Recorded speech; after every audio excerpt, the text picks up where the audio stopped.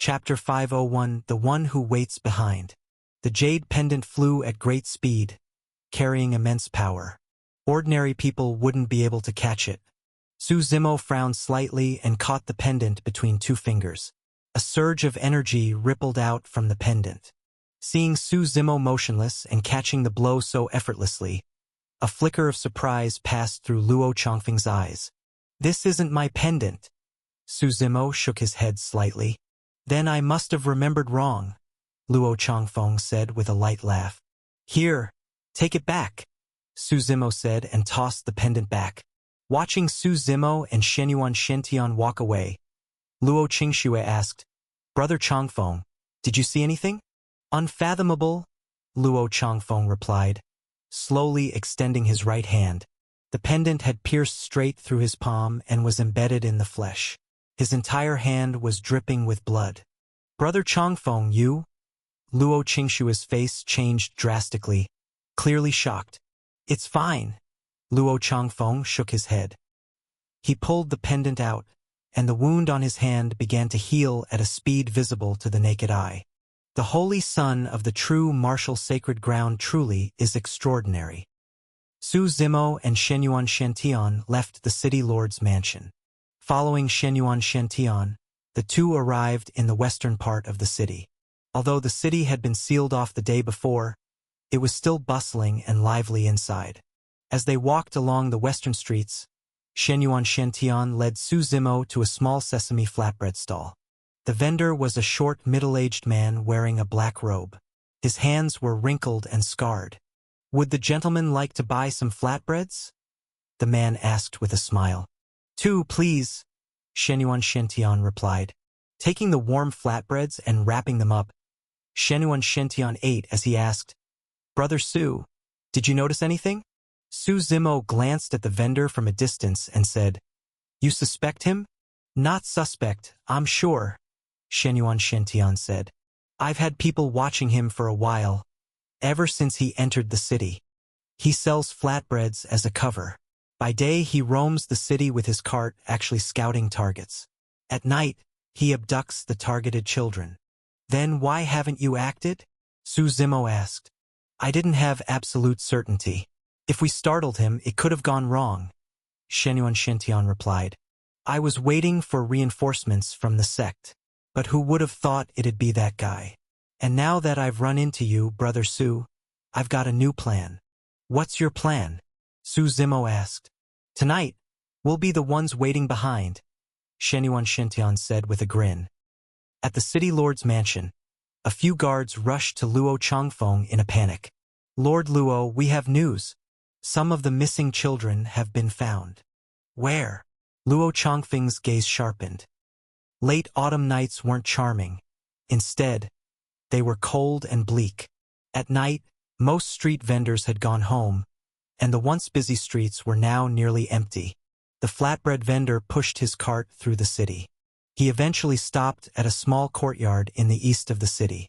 After checking to make sure no one was watching, he pushed the cart into the yard. "Who are you? What are you doing?" "Ah!" 2 or 3 minutes later, the vendor pushed his cart out of the courtyard again. He headed toward the west side of the city. Along the way, someone shouted, "Flatbread vendor, give me a few." "Sorry, sold out," the vendor said with a stiff smile. The sky darkened, clouds thickened above, and mist began to rise along the streets. The vendor's figure vanished into the fog, stopping in front of a rundown courtyard in the west of the city.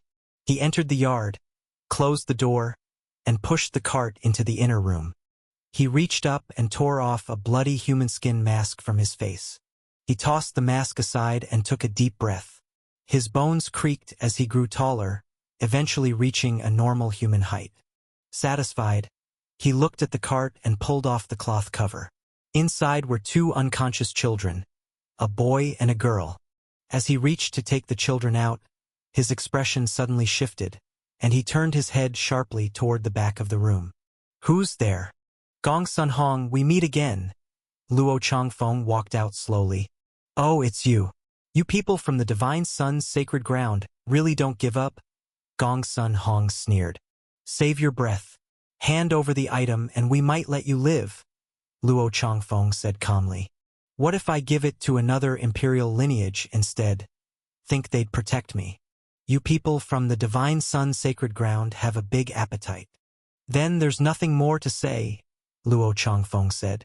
His Empyrean Meridian realm pressure spread out, and blood-red spiritual energy surged between his palms as he attacked.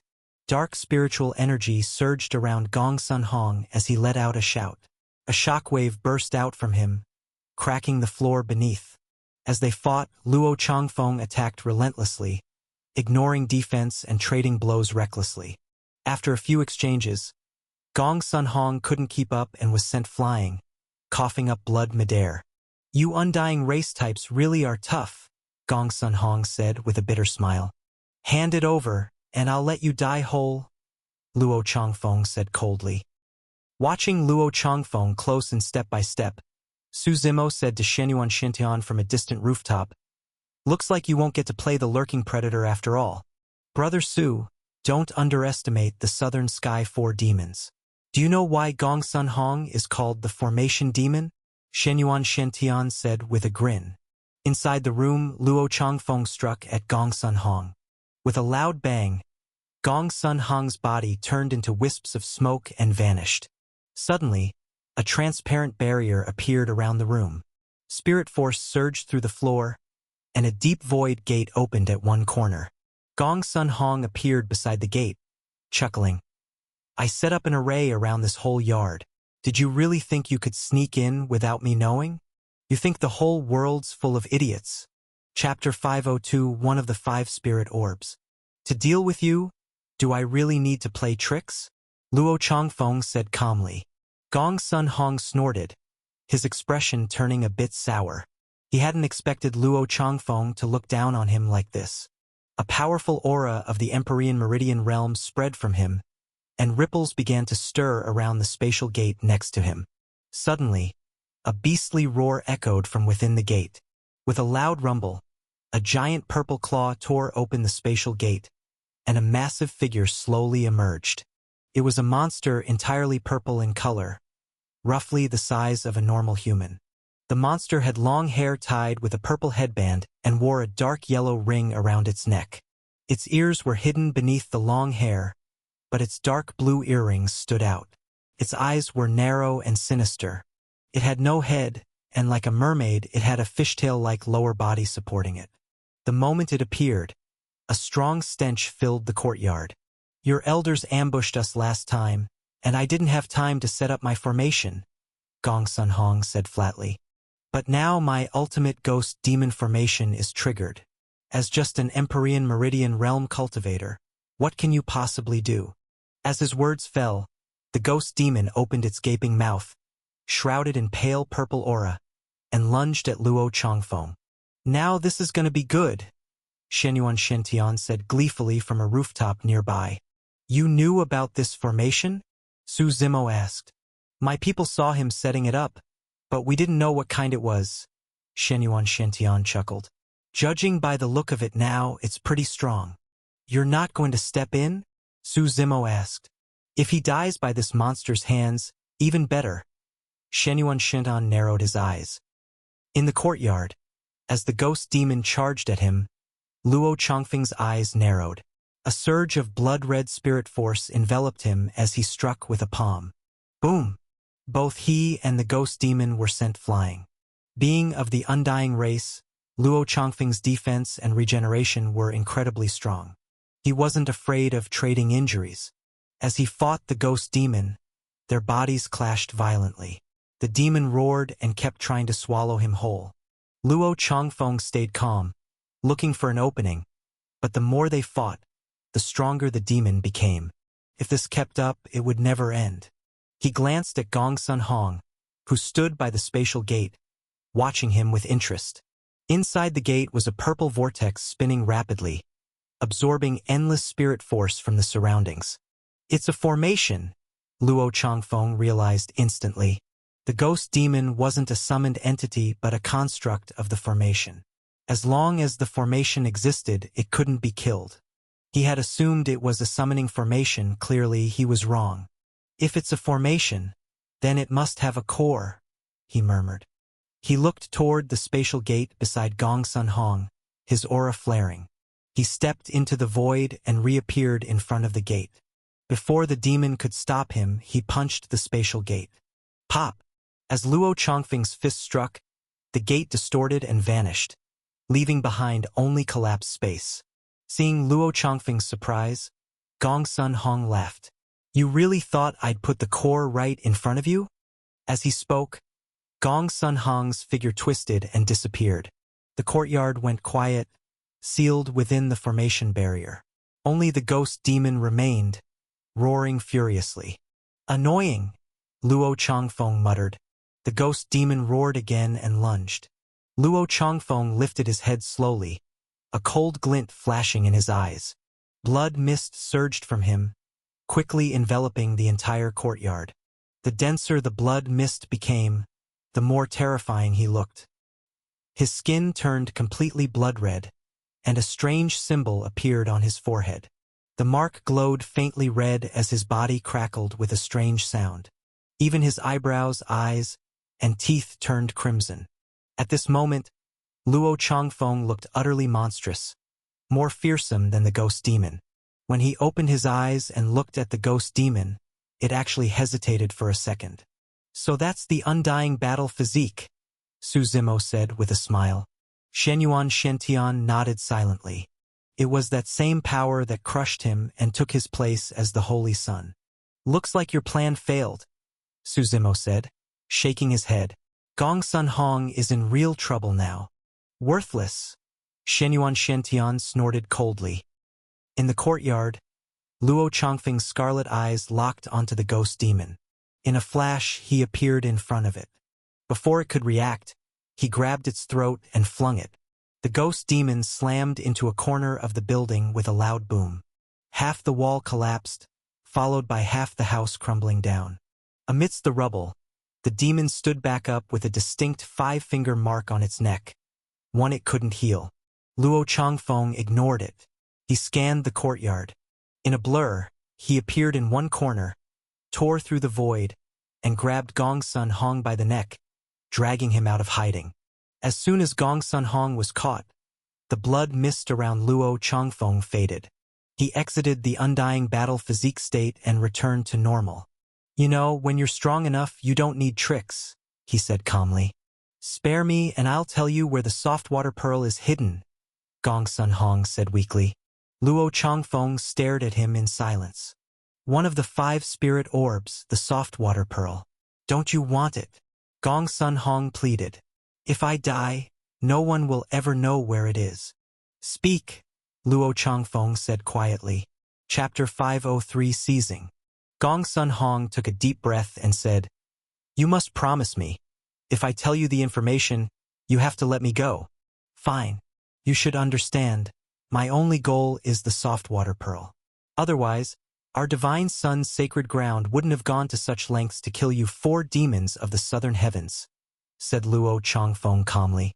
As long as what you say is true, I can let you go. I hid the soft water pearl in a cave outside Chasing Sun City.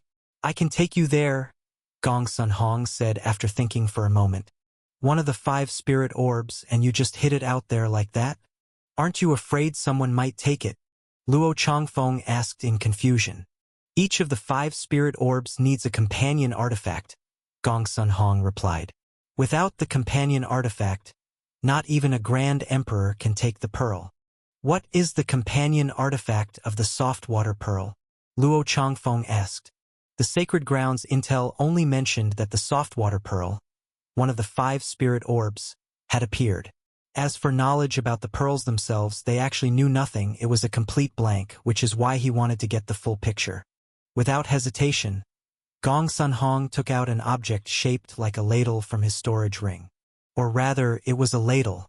It was entirely blue, with many wave-like patterns etched on it. The whole ladle looked dreamy and transparent. The moment it appeared, Su Zimo, who was not far away, suddenly felt a sensation from within his true fate world. After focusing, he realized it was the wind-destroying pearl reacting. Though the fluctuation wasn't strong, Su Zimo still noticed it. He looked at the two in the courtyard. He couldn't hear what they were saying, but narrowed his eyes.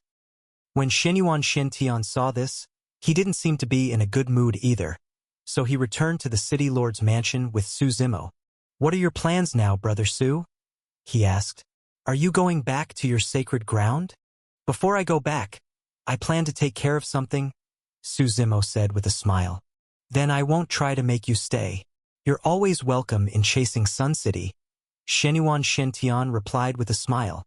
"All right." Su Zimo nodded slightly. Not long after, Luo Changfeng returned to the mansion with Gong Sun Hong in custody. He didn't say anything to the others and personally guarded Gong Sun Hong all night. Early the next morning, Luo Changfeng and 3 others prepared to escort Gong Sun Hong back to their sacred ground. After exchanging a few words with Xinyuan Shintian, they left. Su Zimo also bid farewell and departed. It was a rare sunny morning in late autumn. Golden sunlight bathed the sky. There wasn't a cloud in sight, and the green mountains and clear waters in the distance stood out clearly. The air was fresh and crisp. Luo Changfeng and his group headed south. They moved quickly and arrived before a canyon by dusk. "This is the place?" Luo Changfeng asked Gong Sun Hong. "Yes," Gong Sun Hong nodded. "This canyon is called the Mountain Gorge. Back when your divine son's sacred ground elders were hunting us, we split up. I brought the soft water pearl and hid it here." "Let's go," Luo Changfeng nodded. "Remember your promise?" Gong Sun Hong said before stepping into the canyon. The canyon wasn't very large. The mountains on both sides were only a few dozen meters high but quite steep. The mountain slopes were covered in flowers, grass, and trees. In the late autumn season, most of the plants had yellowed leaves. The ground was layered thick with fallen leaves. As they walked through the canyon, occasional bird calls echoed from the bare branches above.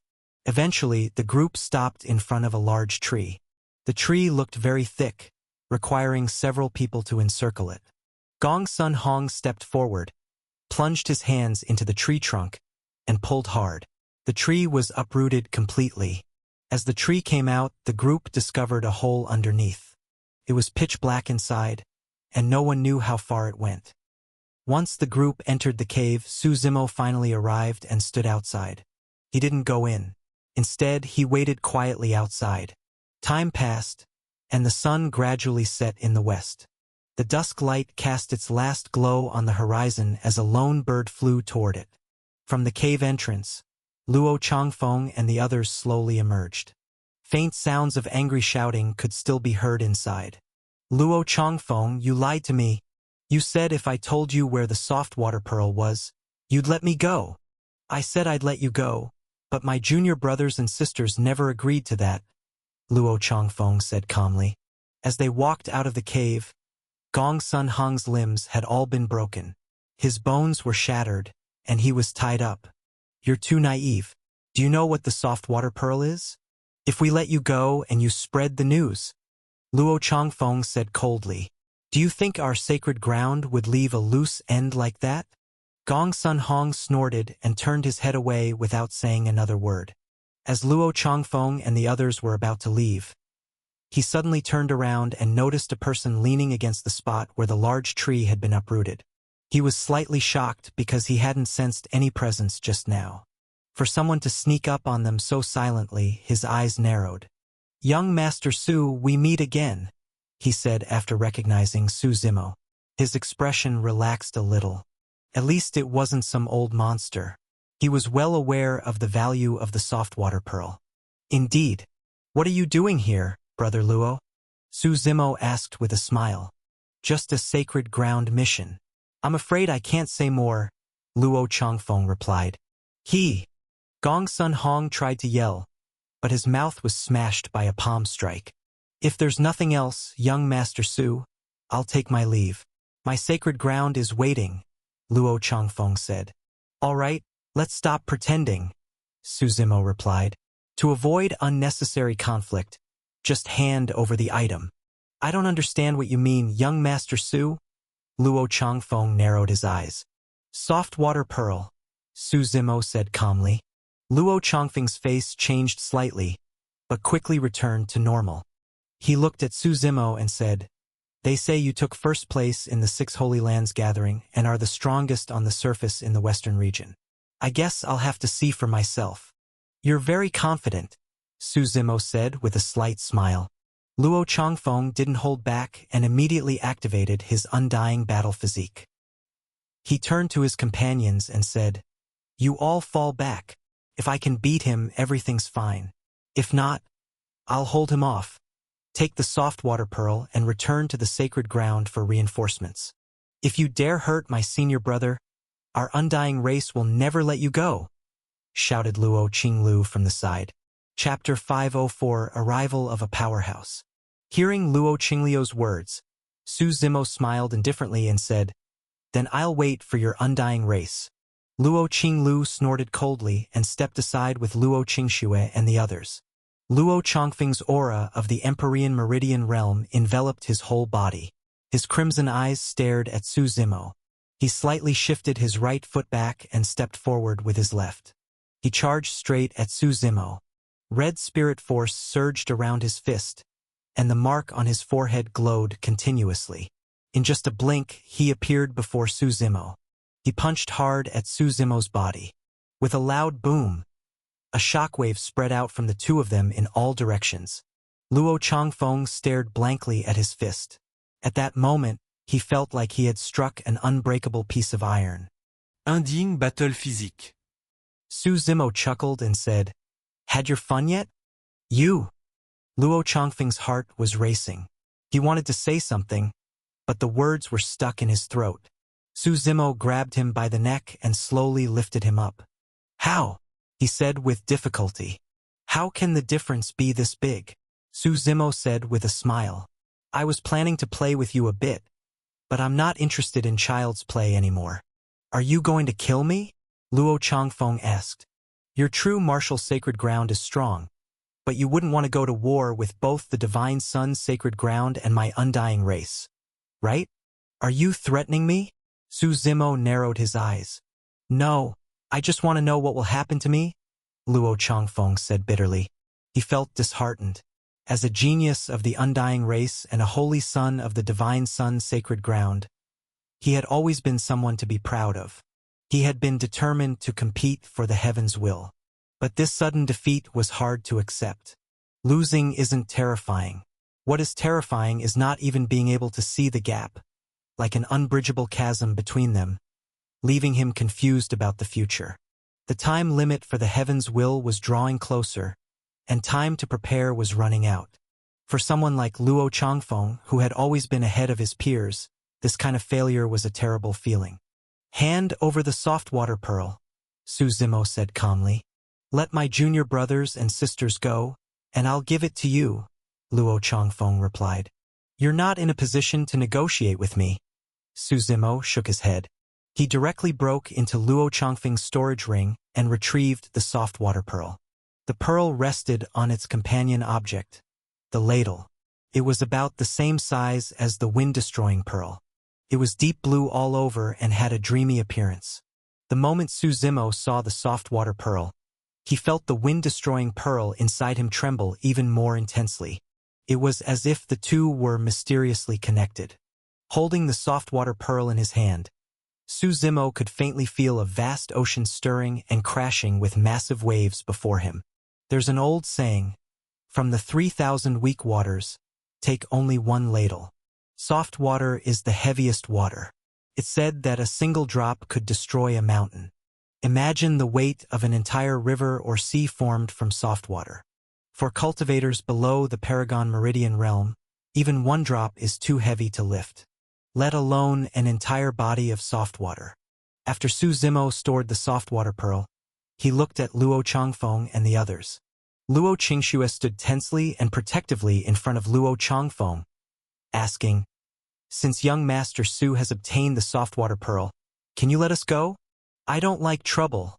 Su Zimo shook his head. "Just like he said to Gong Sun Hong earlier, what if you leak the news? Besides, your sacred ground wouldn't let this go so easily."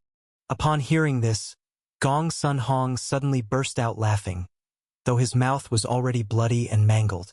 "So you all have a day like this too. You won't die easy either." Noisy! Su Zimo snorted coldly and waved his hand. Several streams of spirit force shot out, tearing Gong Sun Hong into pieces. Seeing this, Luo Qinglu covered her mouth in shock and stared at Su Zimo in terror. Young Master Su, there's no grudge between us, Luo Qingxue continued. What happened today we can promise not to tell anyone. Gong Sun Hong disappeared with the soft water pearl. We'll say the same thing to our sacred ground. Enough talk. End your own lives. I can leave your bodies intact, Su Zimo replied. If I do it myself, you may not even leave bones behind. If I'm going to die anyway, I'd rather die fighting, Luo Changfeng said calmly. His crimson eyes were fierce, his pupils unfocused, and the red mist around his body grew thicker. Just as he was about to fight again, everyone suddenly felt a powerful pressure descend from above. Enough, Changfeng. Step back. An old voice came from the sky. Hearing it, Luo Changfeng froze, quickly looking upward. An old man in white stood in midair, looking down with an emotionless gaze. Master, you're here. Luo Changfeng quickly greeted him. Hearing this, the tension in Luo Qingxue and the others also eased. Senior brother Changfeng's master was probably that ancestor who had just broken through to the immortal path. The old man wore white robes, had a long white beard, and even his eyebrows were white. His long hair was black and white, tied neatly behind his head, giving him an immortal-like aura. Master, why are you here? Luo Changfeng asked. I've been following you secretly the whole time, the old man said with a gentle smile. The soft water pearl is too important. The sacred ground would never casually let you retrieve it alone. This mission was a test. You just became the Holy Sun. Naturally, you need to prove yourself. I've let you down, Luo Changfeng said sadly. No. Do you know why I didn't step in earlier? The old man shook his head. In the face of life and death, you didn't back down. That proves your path in martial arts is firm. That's enough. If you had begged for mercy, then I would have been disappointed. Thank you for your guidance, Master. Luo Changfeng bowed deeply and stepped aside. The old man now looked at Su Zimo and said with a slight smile, Young one from the true martial sacred ground, you're impressive. You're here to lecture me? Su Zimo replied with a faint smile. You really surprised me. The old man shook his head. The disciple I personally trained couldn't even put up a fight against you. No wonder you won first place in the 6 Holy Lands gathering. Chapter 505 Chaos. Time to entertain a guest. Oh? And then? Su Zimo asked. No matter what, taking something from our divine son's sacred ground is wrong. And you even tried to kill my disciple. Do you really think no one in our sacred ground will do anything? The old man said coldly. The younger generation of the divine son's sacred ground really is lacking. You beat the young ones, so now the old have to step in, Su Zimo said with a smile. As for stealing, treasures of the world go to those worthy of them. Didn't you also rob those 4 demons of the southern heavens, blaming them for wiping out a village just so you could go after them? Sharp tongue. Say whatever you like.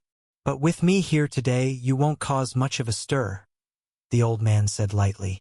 Hand over the soft water pearl, and come back with me to the divine son's sacred ground. Your true martial sacred ground can come ransom you. As he finished speaking, there was a loud boom.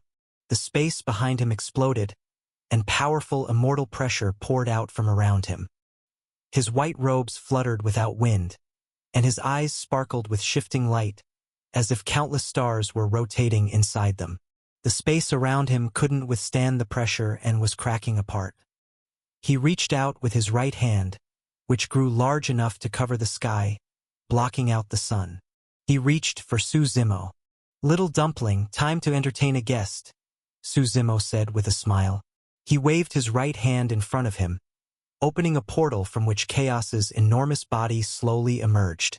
Thanks to Su Zimo's tireless cultivation efforts, Chaos had made rapid progress in comprehending the immortal path. As Chaos appeared and set his feet on the ground, countless cracks split open across the earth.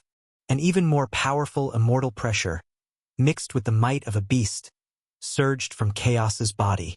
Within the canyon, countless wild beasts sensed this aura and all knelt down, trembling in submission. A meridian beast, an immortal path meridian beast, the old man muttered. His eyes turned serious for the first time. Looking at Su Zimo, he said, I underestimated you. Chaos, handle him, Su Zimo said calmly. Chaos let out a roar to the sky. The massive wings on his back spread wide, covering the sun and sky, and he charged the old man. The wings tore through infinite void, and in an instant, Chaos was in front of him. So fast, the old man said in surprise, quickly gathering spiritual energy to block Chaos's attack. With a loud explosion, a shockwave burst outward. A black hole ripped open in space, and half the sky collapsed. Gale-force winds surged in all directions. Chaos took a few steps back, while the old man was slammed into the ground. Sure enough, beasts of the same realm are stronger than humans, the old man muttered, feeling the numbness in his arms. So, do you still want the soft water pearl? Su Zimo asked with a smile. This matter isn't over, Holy Sun Su, the old man said coldly. He grabbed the 4 people nearby and tore through layers of space, quickly vanishing.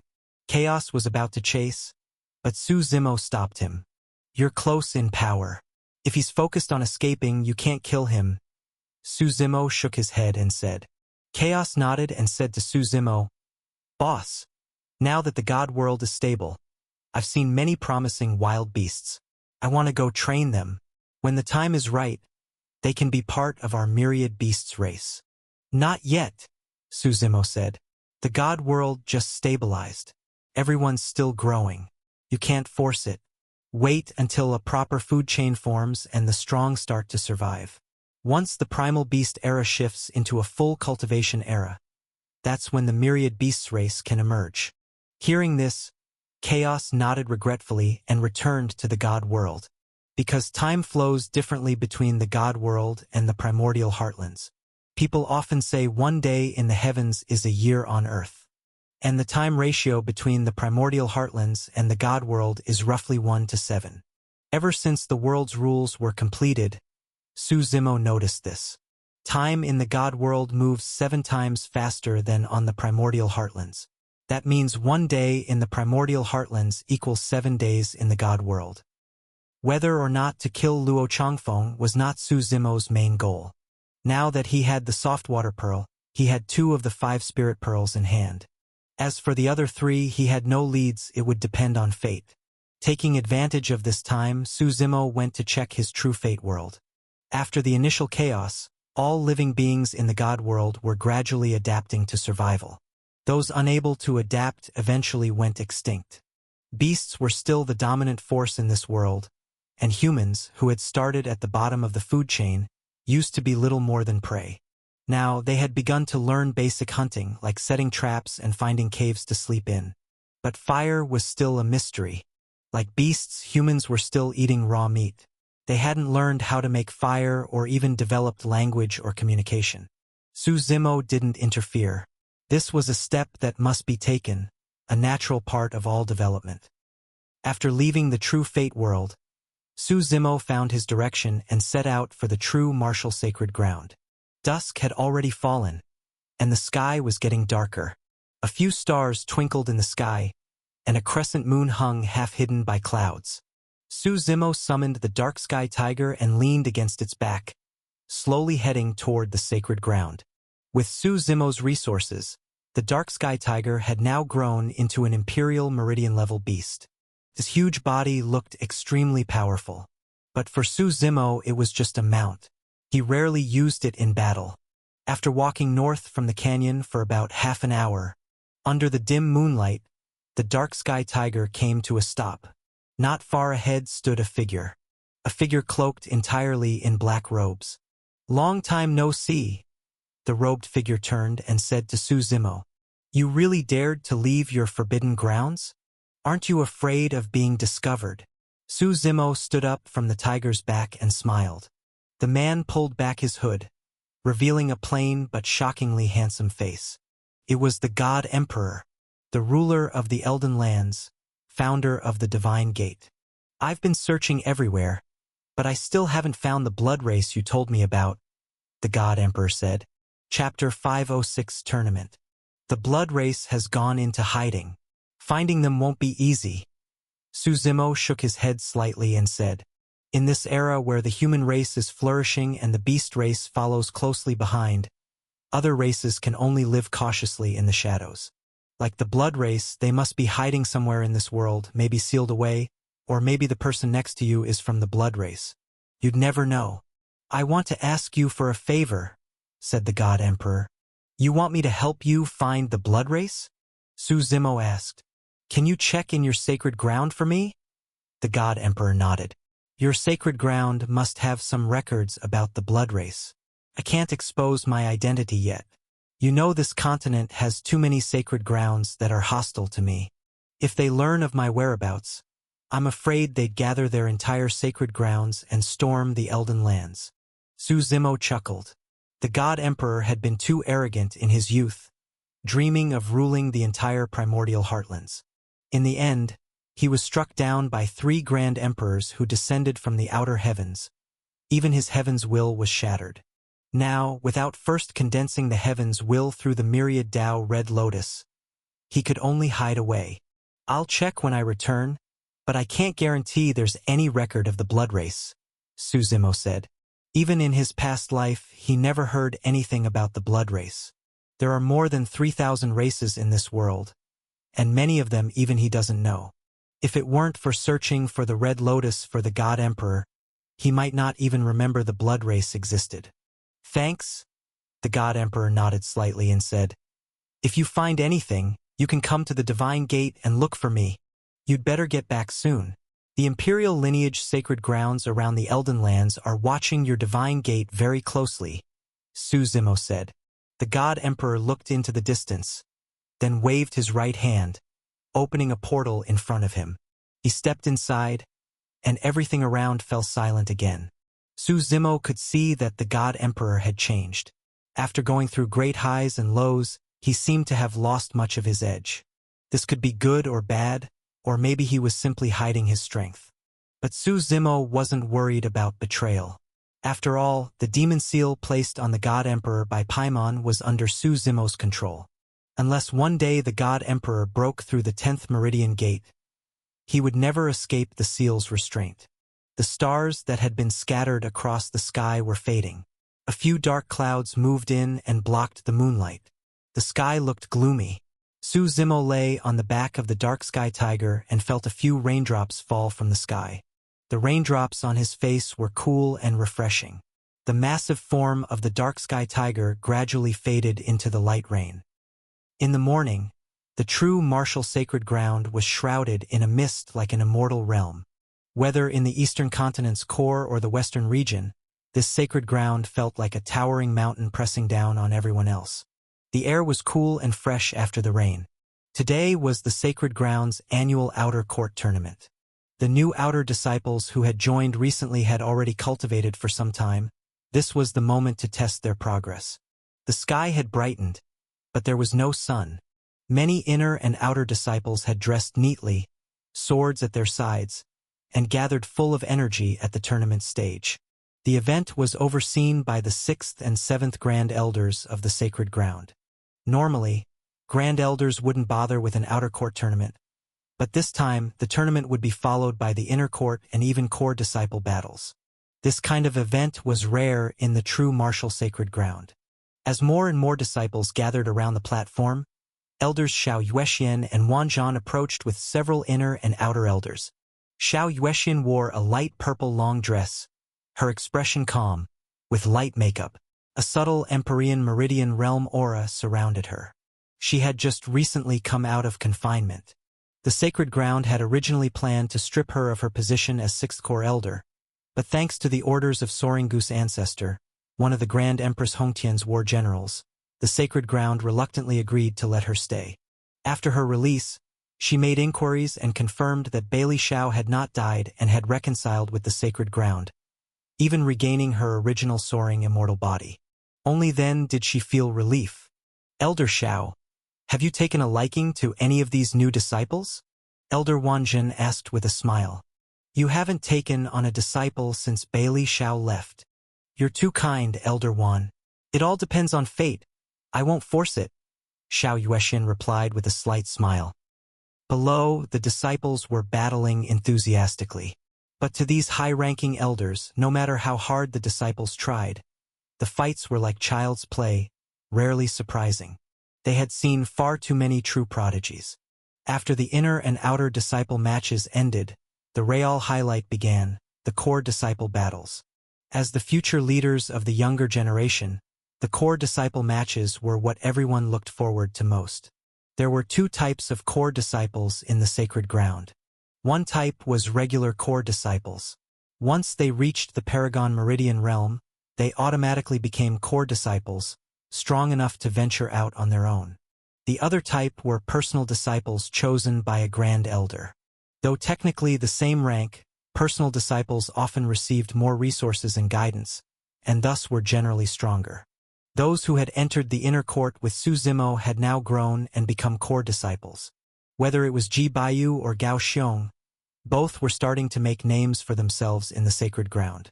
Many familiar faces from Su Zimo's past were among the personal disciples now. The Overlord, Xiang Qianheng, the undefeated Sword Monarch, the heartless fairy Jiang Shir, and even Sacred Lord Zhao's personal disciple Meng Chenxue would participate.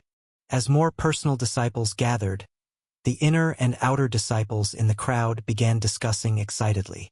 Who do you think will win among the personal disciples this year? Definitely Xiang Qianheng. He won first place last time too. Not necessarily. Now people like Du Guiyou and Gao Xiong have grown a lot.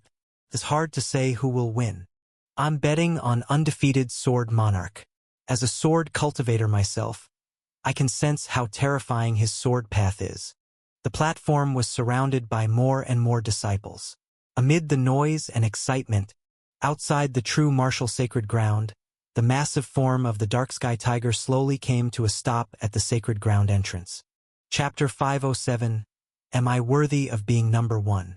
Su Zimo looked up at the massive structure before him, this towering presence rooted in heaven and earth. His heart was full of emotion. No matter how far he roamed, this place always felt like home. He had grown up here and his parents were here too. As the Dark Sky Tiger entered the sacred ground, the disciples guarding the entrance immediately stepped forward to block it. Stop! Who are you? Su Zimo slowly lifted his head from the tiger's back, and the two disciples were stunned on the spot. Holy Son, you've returned. Su Zimo nodded slightly. Greetings, Holy Son. The two disciples quickly bowed and stepped aside. Watching Su Zimo walk away, the two whispered to each other. The Holy Son came back at this time. Do you think he'll join the tournament? Probably not. The tournament's almost finished by now. In fact, the sacred ground was taking this tournament very seriously. After all, the time for the heavens' will to appear was getting closer.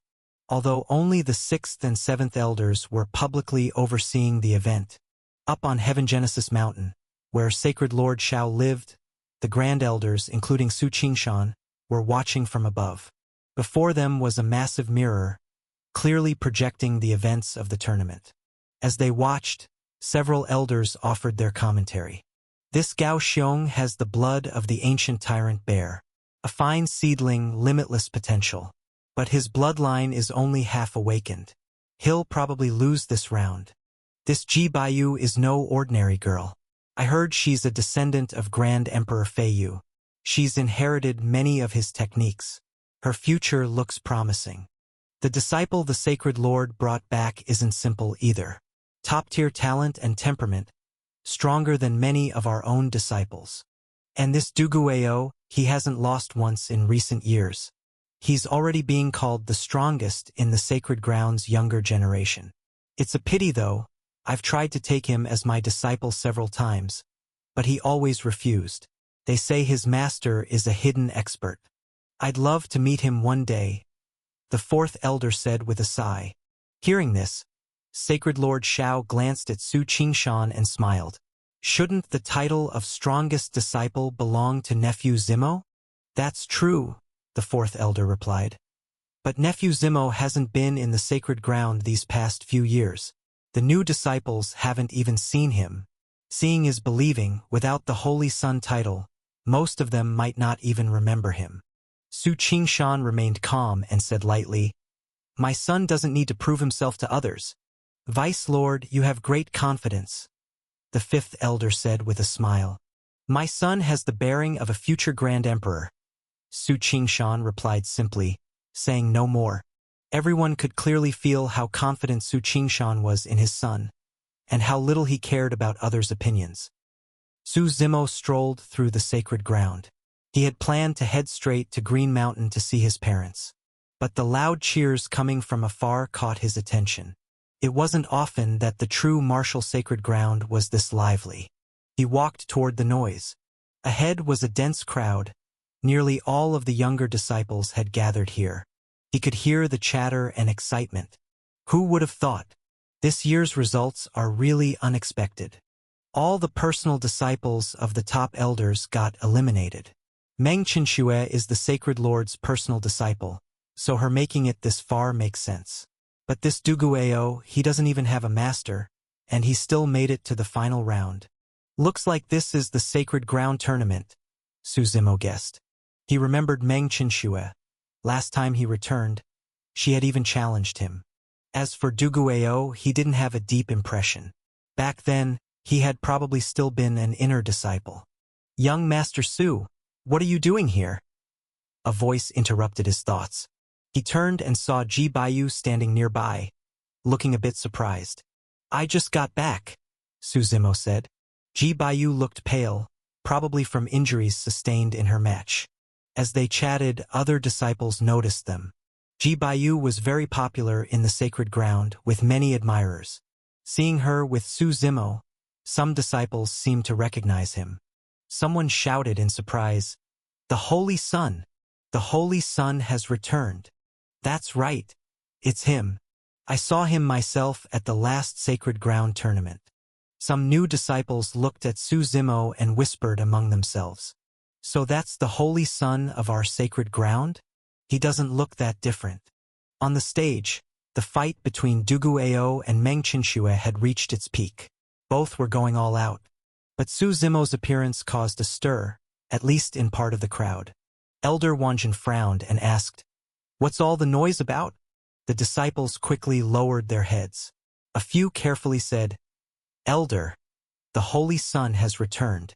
At that moment, the crowd automatically parted, and Su Zimo calmly walked out from the back. Seeing him again, it was clear he had matured a lot. Elder Wanjin sighed to himself. He glanced at Xiao Yuexian, knowing the past history between the two. Xiao Yuexian's expression remained calm, as if nothing had ever happened. "Little Mo, over here." In the group of core disciples up ahead, Xia Zai and Meng Kuo waved at Su Zimo. These two were Su Qingshan's first and third disciples. They had grown up with Su Zimo. Su Zimo smiled and walked toward them. Nearby, the personal disciples all had different reactions. Jiang Shir's gaze was cold. She didn't look at him. Xiang Qianheng and a few others smiled, but who knew what they were really thinking? On stage, the match was nearing its end. Du Guiyou held a long halberd and unleashed wide, sweeping heaven-breaking halberd techniques. Endless Empyrean pressure surged from him. One strike hit Meng Qinxue in the stomach, knocking her off the stage. "Senior brother Du Gu is invincible." Disciples below shouted loudly. Du Guiyou stood proudly, looking around the stage. His halberd burst with sky-shattering force. Many nearby couldn't even look him in the eyes. The number one among the younger generation of the true martial sacred ground. Am I worthy of the title? Du Guiyou looked up and stared directly at the seventh elder, asking loudly. Chapter 508 Parents. There's no such thing as a number one. The seventh elder shook his head with a light smile. Cultivation is something you do for yourself, not to compare with others. Even so, I've defeated everyone in the younger generation. I'll still take the title of number one, Du Guiyou said confidently. No, Xiao Yuexian said from the side. There's still someone you haven't defeated. Dugu Ao narrowed his eyes and looked directly at Xiao Yuexian, waiting for an answer. Our true martial sacred ground's current holy son, she said coldly.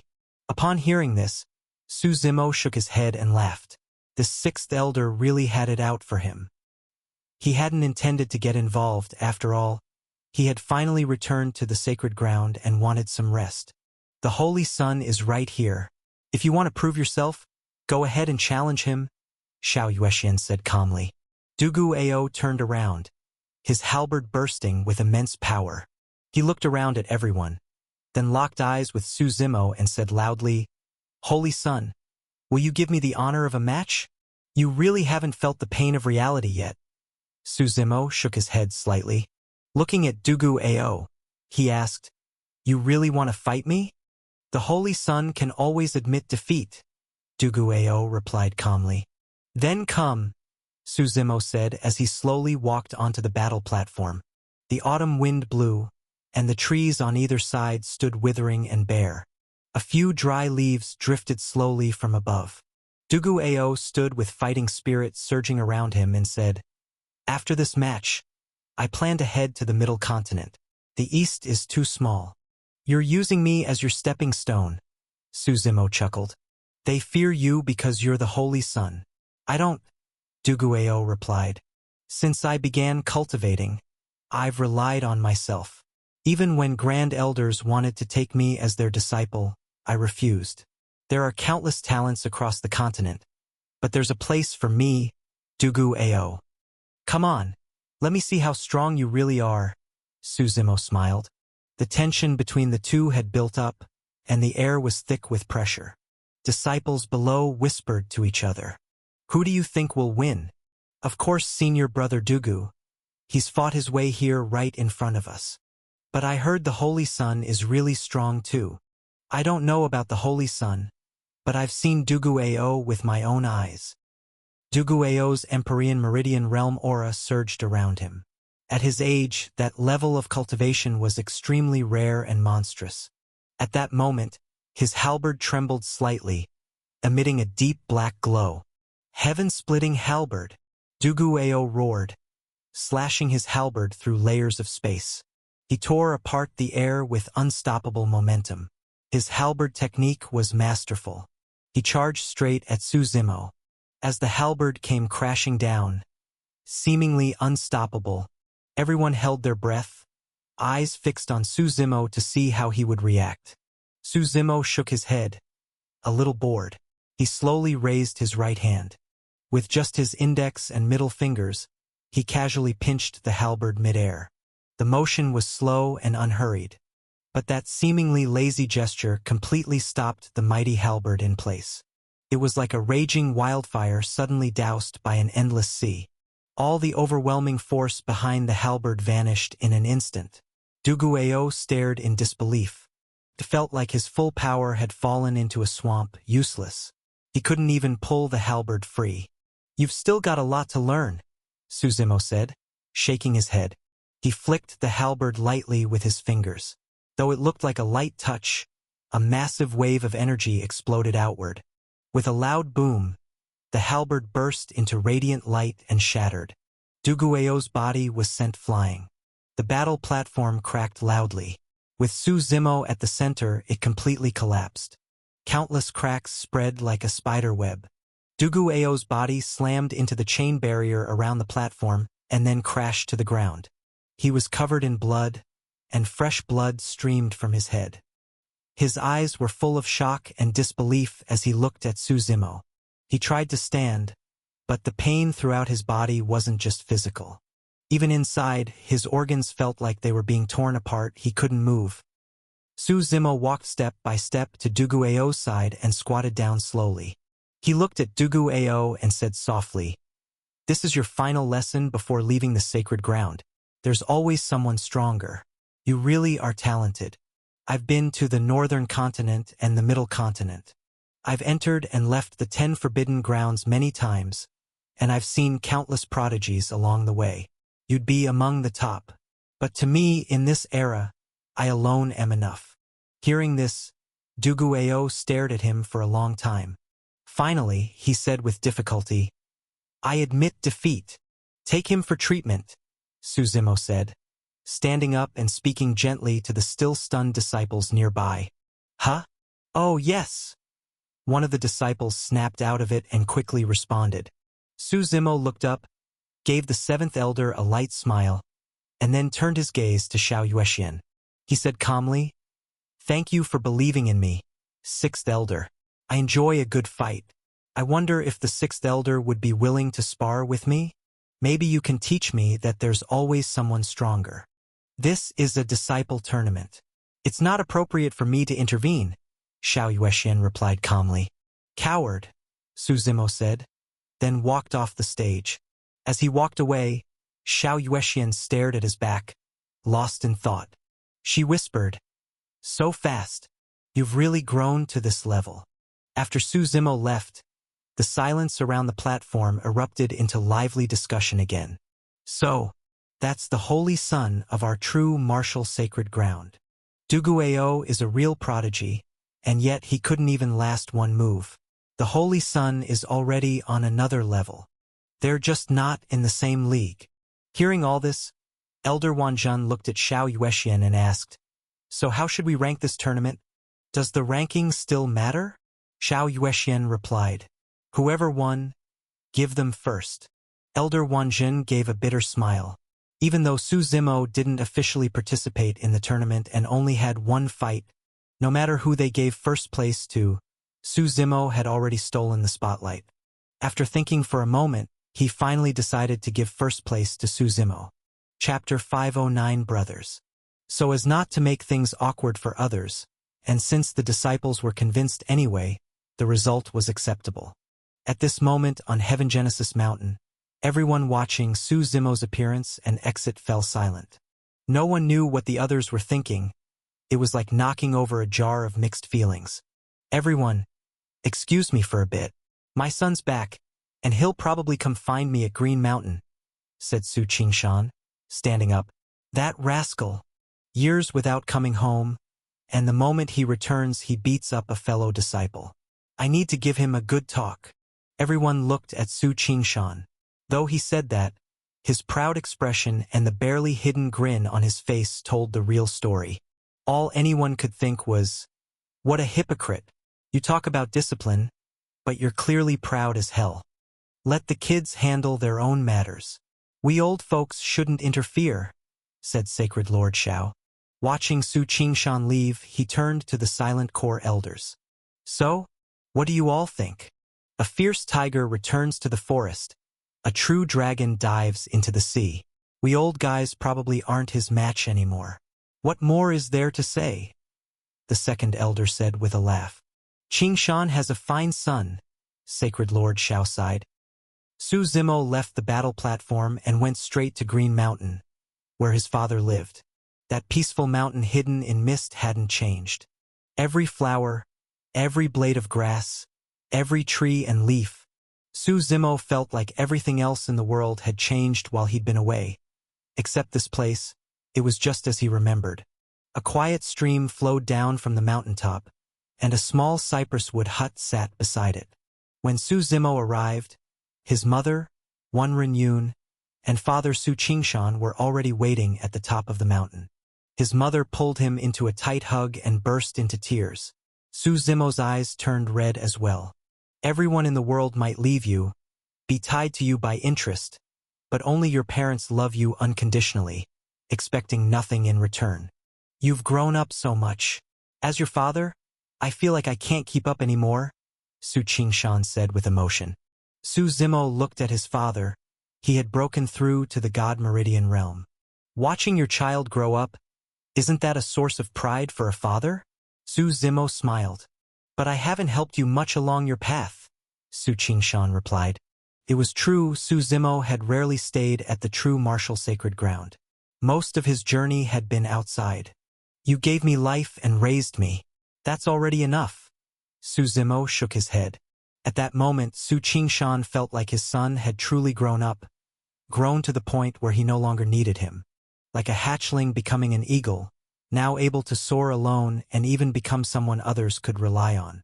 Su Qingshan smiled to himself and sighed silently. Time really flies. One Renyun pulled Su Zimo to sit in front of the thatched hut and began asking him about everything. Su Zimo was happy to share. He talked about his experiences, the trip to the northern continent, what happened at his grandfather's place. Aside from a few secrets, he told them everything. There are countless cultivators in the world, many with lifespans over 10,000 years. For some of them, children are no longer about affection, just a way to pass on their bloodline. But Su Zimo felt his mother was the simplest kind, someone who had given her whole life to her husband and son. As they chatted, one Renyun suddenly asked, "Amour, is there any girl you like?" "Mom, that's kind of a sudden change of topic," Su Zimo said, holding his forehead. "I know you have big ambitions, and you may not spend much time at home, but you should at least leave behind a child. I can help raise them and promise to raise them better than I raised you," one Renyun said. "With your talent and our lineage backing you, what woman in this world could even match you?" "Mom, I just remembered Ruhu and little Gue were looking for me. I'm gonna go now," Su Zimo said, standing up quickly. "If you don't leave behind an heir, that's the greatest disrespect," one Renyun shouted at his back. After saying that, she turned and glared at Su Qingshan. "And you just let him off like that? A child grows up. He has his own ideas." Su Qingshan smiled, pulling her into an embrace. Back at his residence on South Goose Mountain, Su Zimo felt a strange mix of familiarity and distance. Time had flown. It felt like a lifetime had passed. The two maids, Chun Xiao and Xiaqiu, had kept the courtyard tidy all this time. Seeing Su Zimo return, they were overjoyed. They prepared hot water for him to wash away the dust of his travels. Su Zimo gave them both some cultivation items as rewards. These items were useless to him now but were priceless treasures to them. After bathing with their help, Su Zimo came out to find Lin Ruhu and little Gue waiting in the pavilion. Little Gue hadn't changed much, just looked a bit more mature. Su Zimo still remembered the first time they met, when little Gue introduced himself with exaggerated flattery. As for Lin Ruhu, he had grown taller and more muscular, radiating strong pressure. "Senior brother Zimo," they greeted together. "How have you two been?" Su Zimo sat down with a smile. "Pretty good. But Zimo, things must have been tough out there for you," Lin Ruhu replied. "This time when I leave, it might be a long while. Maybe not until the heavens will appears will I return," Su Zimo said with a smile. "What are your plans for the future? Tell me. I'll do what I can to help." "I don't need any help," little Gue laughed. "Senior brother, Shengnan and I are married now. She's pregnant too. My only wish is to live quietly with her and our child for the rest of my life." Yao Shengnan was once part of the celestial race.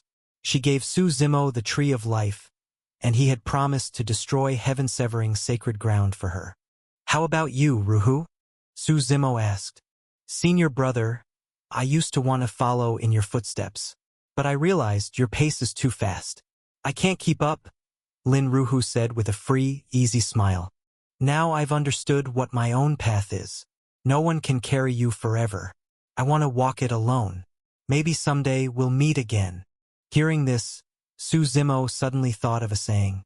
The peak of martial cultivation is lonely, is desolate, is a long, endless pursuit, where it's cold at the top and few can endure the height. Chapter 5:10 Traces of the Blood Race. From the starting point of martial cultivation, many people accompany you. But the closer you get to the peak, the fewer people remain by your side. Some reach the end of their lifespan and become bones on this path. Others find new pursuits, settle down, and want to enjoy the scenery along the way. Su Zimo understood the thoughts of both men. Little Gue no longer wished to adventure. Perhaps the appearance of Yao Shengnan and the child in her womb gave him new purpose. And Lin Ruhu had also matured. He wanted to walk his martial path alone. After all, no one can carry you your whole life. The road others help you walk ultimately isn't your own experience. Everyone has their own thoughts and dreams, and Su Zimo respected their choices. "The future is full of hope," Su Zimo said to the two of them. "Senior brother, my real name is Zhang Gilan. I hope you'll remember it, little Gue said with a smile. My child will be named Zhang Shanxue. Su Zimo smiled and nodded. He spent the entire day talking with Lin Ruhu and Zhang Gilin. Only when the night sky filled with stars did the two finally leave. Su Zimo looked up at the glittering stars. A gentle breeze blew past the mountainside. He dragged a lounge chair into the courtyard and lay there. That night he didn't train or cultivate. He simply slept peacefully through the night. The next morning no one disturbed him. Su Zimo woke up naturally and planned to head to the True Martial Sacred Ground Scripture Library to see if there were any records on the blood race. With the Holy Sun's token, he passed through all checkpoints and arrived at the top floor of the library. It was the same place where he had previously found records about the Demon Slayer race and the Myriad Dao Red Lotus. After searching among a few sparse shelves, Su Zimo found a book called Legends of the Many Races.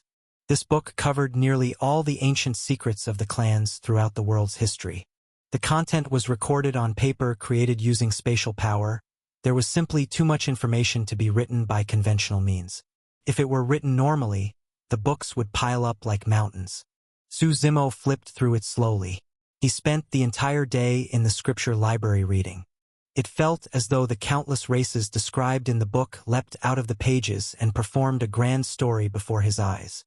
The Thousand Feather Race, the Holy River Race, the Ancient Moon Race. These were all strange, dazzling races he had never heard of before, but they were undeniably fascinating. Finally, as dusk settled and moonlight began to glow outside, the luminous pearls in the scripture library gradually lit up, and Su Zimo finally found the section on the blood race. The blood race is an ancient race. Their origin has long been lost to history, but their golden age came during the imperial era. At that time, the blood race gave rise to an unmatched prodigy who trained bitterly for 3,000 years and, upon emerging, possessed power that could suppress the era. That person was the Divine Blood Lord. In the era when the Divine Blood Lord appeared, he was practically invincible among his peers. Everyone believed he would be a contender for the Heaven's will and would lead the blood race to true revival. Unfortunately, the Divine Blood Lord encountered another monstrous genius, a man with the imperial title Hengyu. Grand Emperor Hengyu came from the supreme primal sacred ground, a lineage with two Grand Emperors in its history. Aside from the founder Grand Emperor Tai Yuan, the most dazzling one was Grand Emperor Hengyu. In their final battle, the Divine Blood Lord lost to Grand Emperor Hengyu and missed the heaven's will of that era. Though he still entered the immortal path, the defeat disheartened him.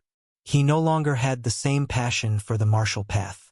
He devoted the rest of his life to reviving the blood race and cultivating a new generation of potential Grand Emperors. But sadly, no more Grand Emperors ever appeared in the blood race again. People thought the Divine Blood Lord would mark their rise. No one expected that he would also mark their end. Su Zimo read on. The records weren't very detailed, but they gave a rough idea of that era's rumors. Initially, under the Divine Blood Lord's leadership, the blood race did begin to rise bit by bit.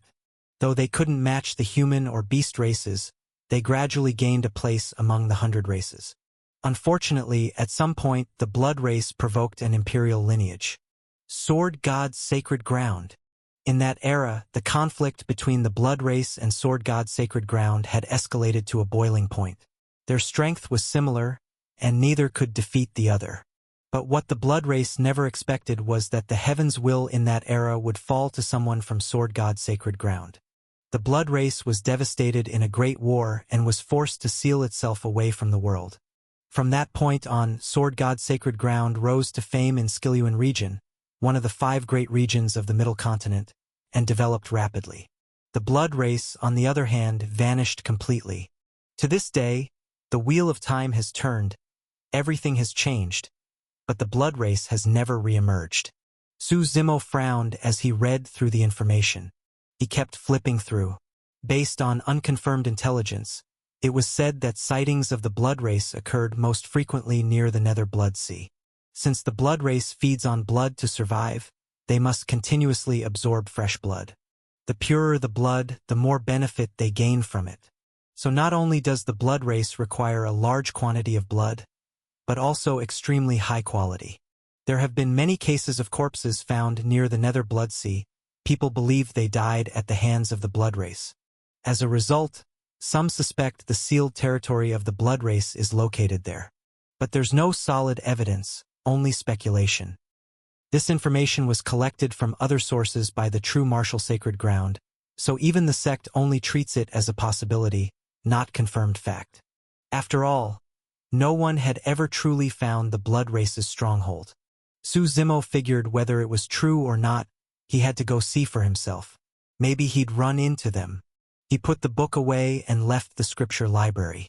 The Blood Race's lifespan is incredibly long.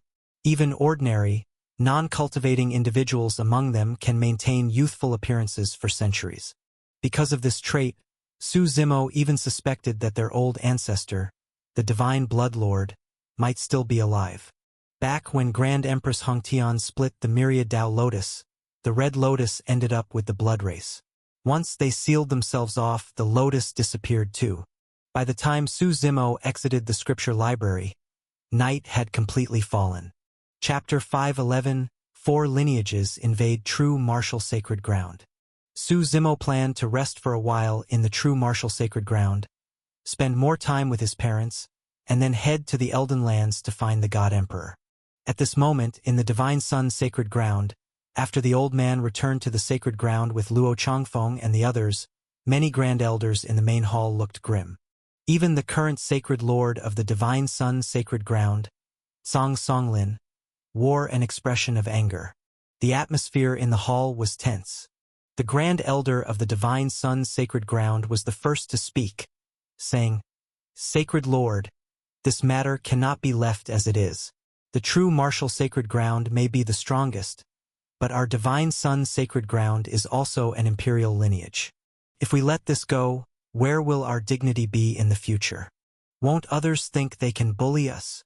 "You don't need to tell me that," Song Songlin nodded in reply. "But how we deal with this must follow some standard. Are we going to seek justice, or are we really going to go to war?" Hearing Song Songlin's words, the Grand Elder fell slightly silent. Go to war? Though it sounds good compared to the true Martial Sacred Ground, which has 4 emperors in one lineage, they were clearly outmatched. Would they really go to war with our Divine Sun's Sacred Ground just for a holy sun? The second elder narrowed his eyes and said, "This matter originally happened because they broke the rules. If it were just a holy sun, that would be one thing. But the key is that Su Zimo's father is also the Vice Lord," Song Songlin replied. "We definitely need to handle this matter, but I'm just thinking about how far we should go." After Song Songlin finished speaking, he looked toward 2 elders seated at the top. One of them was Luo Changfeng's master, Lei Yun, who had just broken through to the immortal path. The other was a bald elder in a golden robe with unusually large earlobes, sitting calmly with his eyes closed as if meditating. This elder had an intense aura. Standing near him, one would feel a suffocating pressure. In his mind, there was a blazing sun, dazzling and impossible to ignore. This elder was none other than the Divine Sun's Sacred Ground's strongest patriarch, and once the war general of Grand Emperor Shinri. Elder Chiwu. Song Songlin looked toward Elder Chiwu. Though he was the Sacred Lord, such major decisions still required the elder's input. "You decide. I think many people will be interested in the soft water pearl," Elder Chiwu said calmly. Song Songlin was momentarily stunned but understood the elder's intention. Use the situation. The soft water pearl was one of the 5 spirit orbs. There had always been many legends about them. It said that when the primordial heartlands was still a single landmass, the secret of it being divided into 5 parts had something to do with the 5 spirit orbs. Any time one of these pearls appears, it sets off a bloody storm across the continent. If word gets out that Su Zimo possesses the soft water pearl, it's hard to believe no one would be interested. Understood, Elder. Song Songlin quickly nodded. He looked toward the core elders below and said softly, "Would you be willing to visit several sacred grounds of the Eastern continent?" "Where?" the great elder asked, confused. "Purgatory Sacred Ground, Supreme Primal Sacred Ground, Blood Nether Sacred Ground." the Qi Imperial Clan, the Dan Imperial Clan, and the Dao Imperial Clan, Song Songlin said clearly. Sacred Lord, what are you planning? The Great Elder asked in surprise. Leverage, Song Songlin smiled. Would you be willing to act as envoys? We will do our best, the elders quickly responded. During his time in the true martial sacred ground, Su Zimo finally enjoyed a few peaceful days. No one disturbed him, and he didn't have to think about anything. Apart from occasionally comprehending the 10 demon forms and observing the development of the True Fate world, life was quite relaxed. The True Fate world was developing quickly. Though it was still far from entering the grand cultivation era, humans were becoming more and more comfortable in their environment. They were gradually climbing from the bottom of the food chain to the top. Elements like wind, rain, thunder, and snow, once feared, were now being slowly adapted to by all creatures. Chaos restrained all the creatures of the myriad beast race, forbidding them from leaving their territory. Otherwise, the worldview of the newly established civilizations would collapse instantly. Worldviews need time and gradual change to be reshaped. In the blink of an eye, more than half a month passed. The time to leave was getting closer. On this particular morning, Su Zimo was resting on South Goose Mountain. Suddenly, he heard an explosion from the eastern side of the sacred ground. He turned his head and saw that half the eastern sky had changed color. The blazing sun overhead was blocked out. The sky was cloudless but looked ominous. A loud voice rang out from the east, echoing across the entire true martial sacred ground. May Sacred Lord Shao come out and speak. Seeing such a scene, many disciples of the true martial sacred ground were shocked. This was the first time since the end of the last Heavens War that someone had come to the sacred ground with such imposing presence.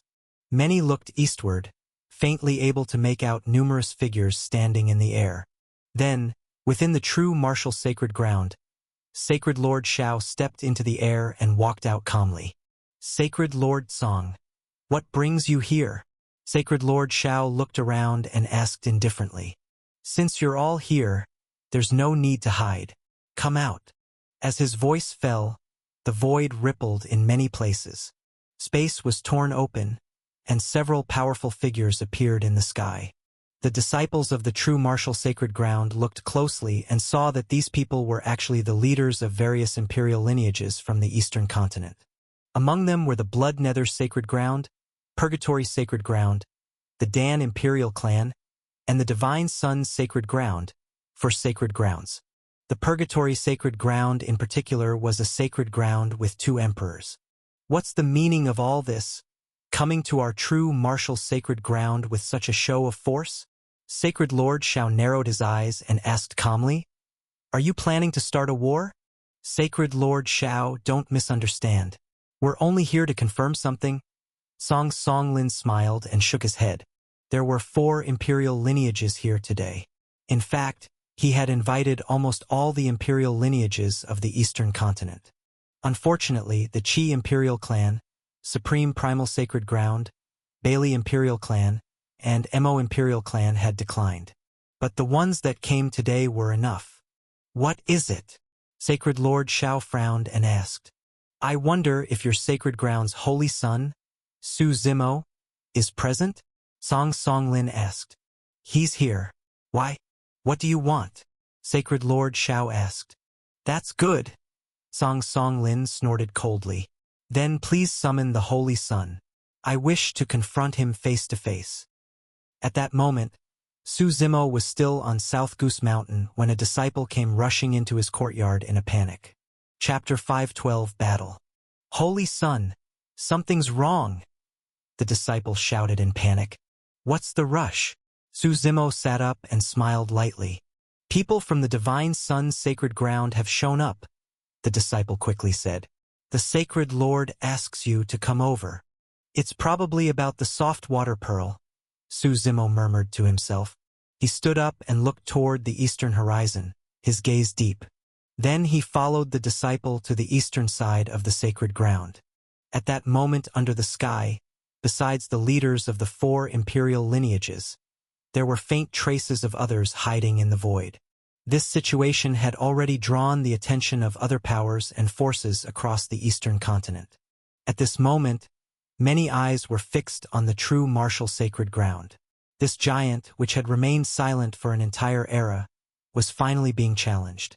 Especially in the western region, the two top-tier forces, the Immortal Spirit Sect and the Sacred Spring Sect, were also watching closely. Su Zimo arrived slowly at the eastern part of the sacred ground.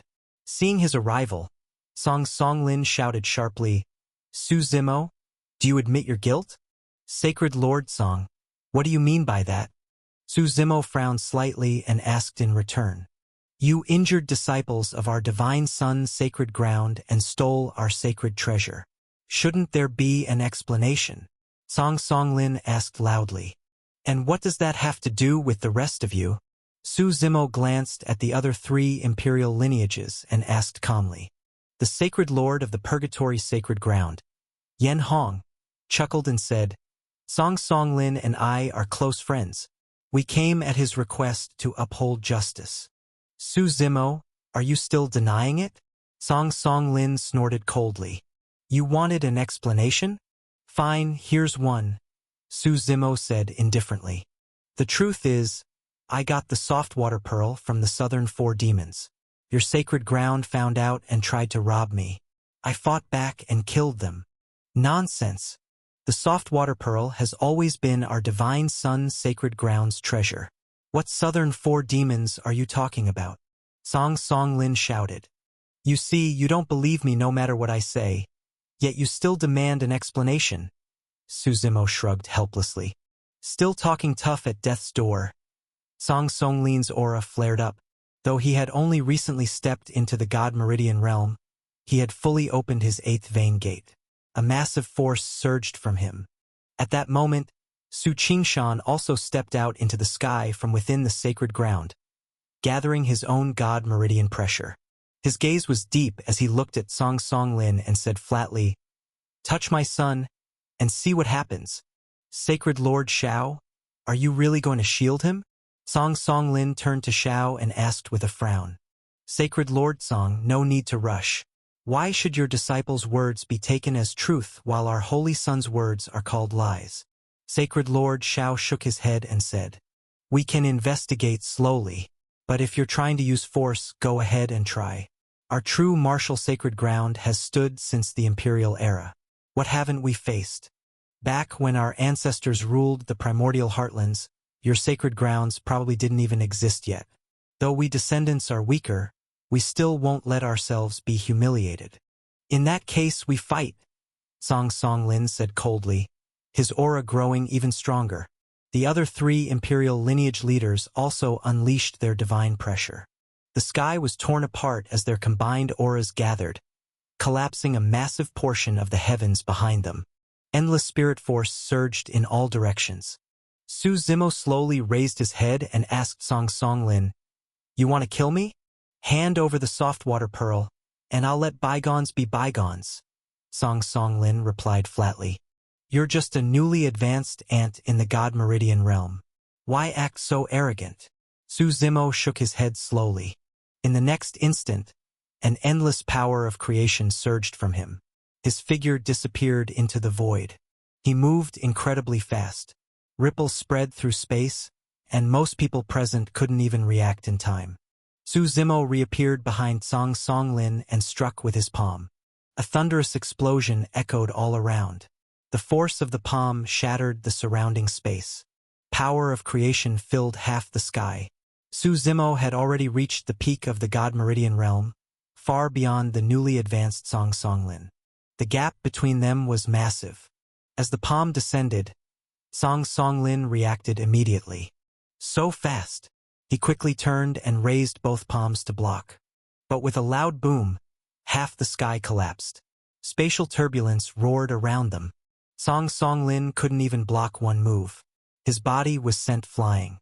As he flew back, lightning surged in Su Zimo's eyes.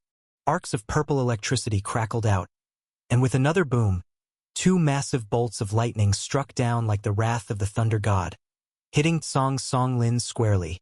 Thunder rumbled across the sky, and the surrounding crowd was stunned silent. The Holy Sun is that strong? Disciples of the true martial sacred ground couldn't believe what they were seeing. Doesn't that mean even our sacred Lord Shao can't beat him? Someone whispered. When the dust settled, Song Songlin was kneeling on the ground, bloody and with torn flesh.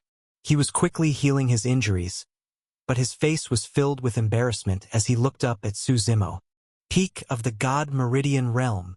Su Zimo smiled lightly, his figure vanishing into the void again. The next moment, he reappeared behind Song Songlin, with his saber, Shadow Tyrant, already drawn. The curved blade fell from the sky with immense power, aiming directly for Song Songlin's neck. Suddenly, a heavy snort echoed from the void. A giant hand reached out from the sky, grabbing towards Su Zimo. Though Su Zimo's strike did not slow down, the giant hand moved even faster and caught Shadow Tyrant. With a loud boom, the hand was shattered by the saber's force, and an explosion followed. Su Zimo was forced back several steps. He stared toward the sky where the space had been torn open, and two elders stepped out. One was Elder Lei Yun, who had just broken through to the arcane immortal realm. The other had a blazing sun behind his head. His presence was extraordinary. He was the Divine Sun Sacred Ground's ancestor and former war general of Grand Emperor Shen Ri, Elder Chiwu. Looks like your Divine Sun's Sacred Ground brought out everything it has. Sacred Lord Shao narrowed his eyes and said calmly, Sky Shroud, aren't you coming out too? Chapter 513, The Four War Generals. Elder Chiwu looked toward the true martial sacred ground and spoke calmly. He ignored everyone else, his gaze indifferent as he stared into the sect. I've always been here, haven't I? An old voice echoed from another part of the void. Elder Chiwu quickly stood up. In the void behind him, the war god Sky Shroud sat in the air. He held a fishing rod in his hand, casting it slowly from the sky. It resembled a waterfall plunging thousands of feet. At the bottom of the fishing line, a massive river surged in the void. This river surged upward as if trying to reach the heavens. Countless fish of various colors rushed wildly toward the hook. It was just an ordinary fishing rod, yet it stirred up a colossal wave as it descended from the sky. The war god Sky Shroud sat leisurely, appearing relaxed and carefree. Sky Shroud, are you going to fight too? Elder Chiwu asked. You're not enough. War god Sky Shroud shook his head slightly. Back then, after Ancestor Shinri shouldered the heaven's will, he praised you greatly and said you could withstand 10 moves from him without defeat. Elder Chiwu snorted. But we're in the same realm. I've been waiting for this battle a long time. I said you're not enough, Sky Shroud repeated, still shaking his head. He waved his right hand, and an invisible force spread from his palm. A drop of water surged from the massive river below and landed in his hand. With a flick of his finger, the water droplet emitted a dazzling light, tearing through space and striking toward Elder Chiwu like a devastating force. Elder Chiwu snorted coldly, unleashing his overwhelming immortal might. Boundless spirit force surged from his right hand as he reached to catch the droplet. With a bang, the droplet pierced through his hand and exploded on the distant horizon, collapsing half the sky. Elder Chiwu stared at the rapidly healing wound in his hand, frozen in place. After a long silence, he looked at the relaxed Sky Shroud fishing and took a deep breath. You've broken into that level?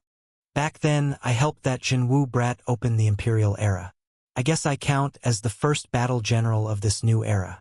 If I didn't break through, I probably wouldn't have lived much longer, Sky Shroud said with a smile. Hearing this, Elder Chiwu fell into silence. Grand Emperor Jinwu was the first emperor of the Imperial Era, and Sky Shroud was naturally the first war general. He must have existed far earlier than Elder Chiwu. Even the later Desolate Era had already passed without Chiwu experiencing it. Let the others come out too. Otherwise, none of you are leaving today, Sky Shroud said calmly. As his voice fell, ripples once again appeared in the void. Several figures tore through space and emerged with powerful auras. There were 3 figures in total. One wore a blood-red robe. He was bald but had thick eyebrows, sharp and gloomy eyes resembling those of a hawk. The moment he appeared, the sound of crashing blood seas echoed around, and the entire sky turned blood red. That's the ancestor of the Blood Nether Sacred Ground? Blood Ancestor, former war general of Grand Emperor Shui Ming. Someone in the watching crowd shouted excitedly. These ancestors usually remained hidden in seclusion, rarely seen. Yes, it said he took the name Blood and followed Grand Emperor Shui Ming through countless hells, forging a road of fate over mountains of corpses. Following Blood Ancestor, another elder in a black robe stepped out slowly. His face was covered in scars, dense, jagged knife scars, leaving no part intact. He looked terrifying, holding an iron chain in his hands. His eyes were blood red, and his long hair was messy and unkempt. That's... Someone stared at the black-robed elder in shock. The Purgatory Sacred Ground's ancestor, the Heaven Prison Sage. Looks like these imperial lineages really do intend to go to war with the true martial sacred ground. I wonder if War God Skyshroud can hold them off, someone said anxiously. It's not over yet, another person said. Looking toward the Dan Imperial clan, another figure emerged from the void. It was an old man in a sackcloth robe, slightly plump, with a cheerful smile on his face. His earlobes were large and thick, and his facial skin was so tightly packed it was hard to see his eyes clearly without looking closely. That's Sage Ninepill. Legend says that when the Alchemy Emperor refined pills back then, he specifically had Ninepill manage the furnace. In terms of alchemy, he's among the top 5 across the primordial heartlands. Old friends, long time no see, Ninepill said with a warm smile. He seemed to always smile, showing no other emotion. Ninepill, give me one of your 9 heaven pills. I really miss that feeling, Elder Chiwu laughed. No can do. Ninepill smiled and shook his head. Unless it's life or death, I absolutely won't bring them out. But I do trust in your strength. Skyshroud, it may seem unfair for the few of us to fight you alone. But in battle, there's only victory or defeat. No fairness. Heaven Prison Sage said calmly. These old bones of mine should move a little too. War God Skyshroud slowly stood up, stepping out from the void. Even if you've reached that level without opening the 10th Meridian Gate, you still might not beat us, Blood Ancestor said deeply. Skyshroud said nothing more. His aura exploded, stretching across the sky. The void shattered in front of him, and his pressure grew stronger and stronger, already beginning to overpower the others. He reached out with both hands, and a pale blue divine sword, cold as ice, broke through layers of void and flew to him. The blade of the sword was engraved with intricate patterns, now radiating a golden glow. Skyshroud held the sword inside. Old friend, let's fight together again. At the same time, within the true martial sacred ground, on a mountain hidden in the void. This mountain had never been visited by anyone else in the sect, and most didn't even know of its existence. At this moment, the autumn wind rustled the violet and red flowers on both sides of the peak. An old man sat on a huge rock at the top, carefully wiping down a long saber in his hands. His movements were gentle, and with each stroke, the blade looked sharper and sharper. Chapter 514, Breaking the Imperial Foundations. The old man wore a light blue silk robe, and his long hair flowed in the breeze. Although he was already in his 60s, his appearance still faintly showed traces of his youthful handsomeness. His eyes were like 2 curved blades, carrying a sharp, cold glint. The long saber in his hand let out a soft hum. As he wiped it, the saber's radiance shot into the sky, spreading across the heavens. The old man's gaze was deep.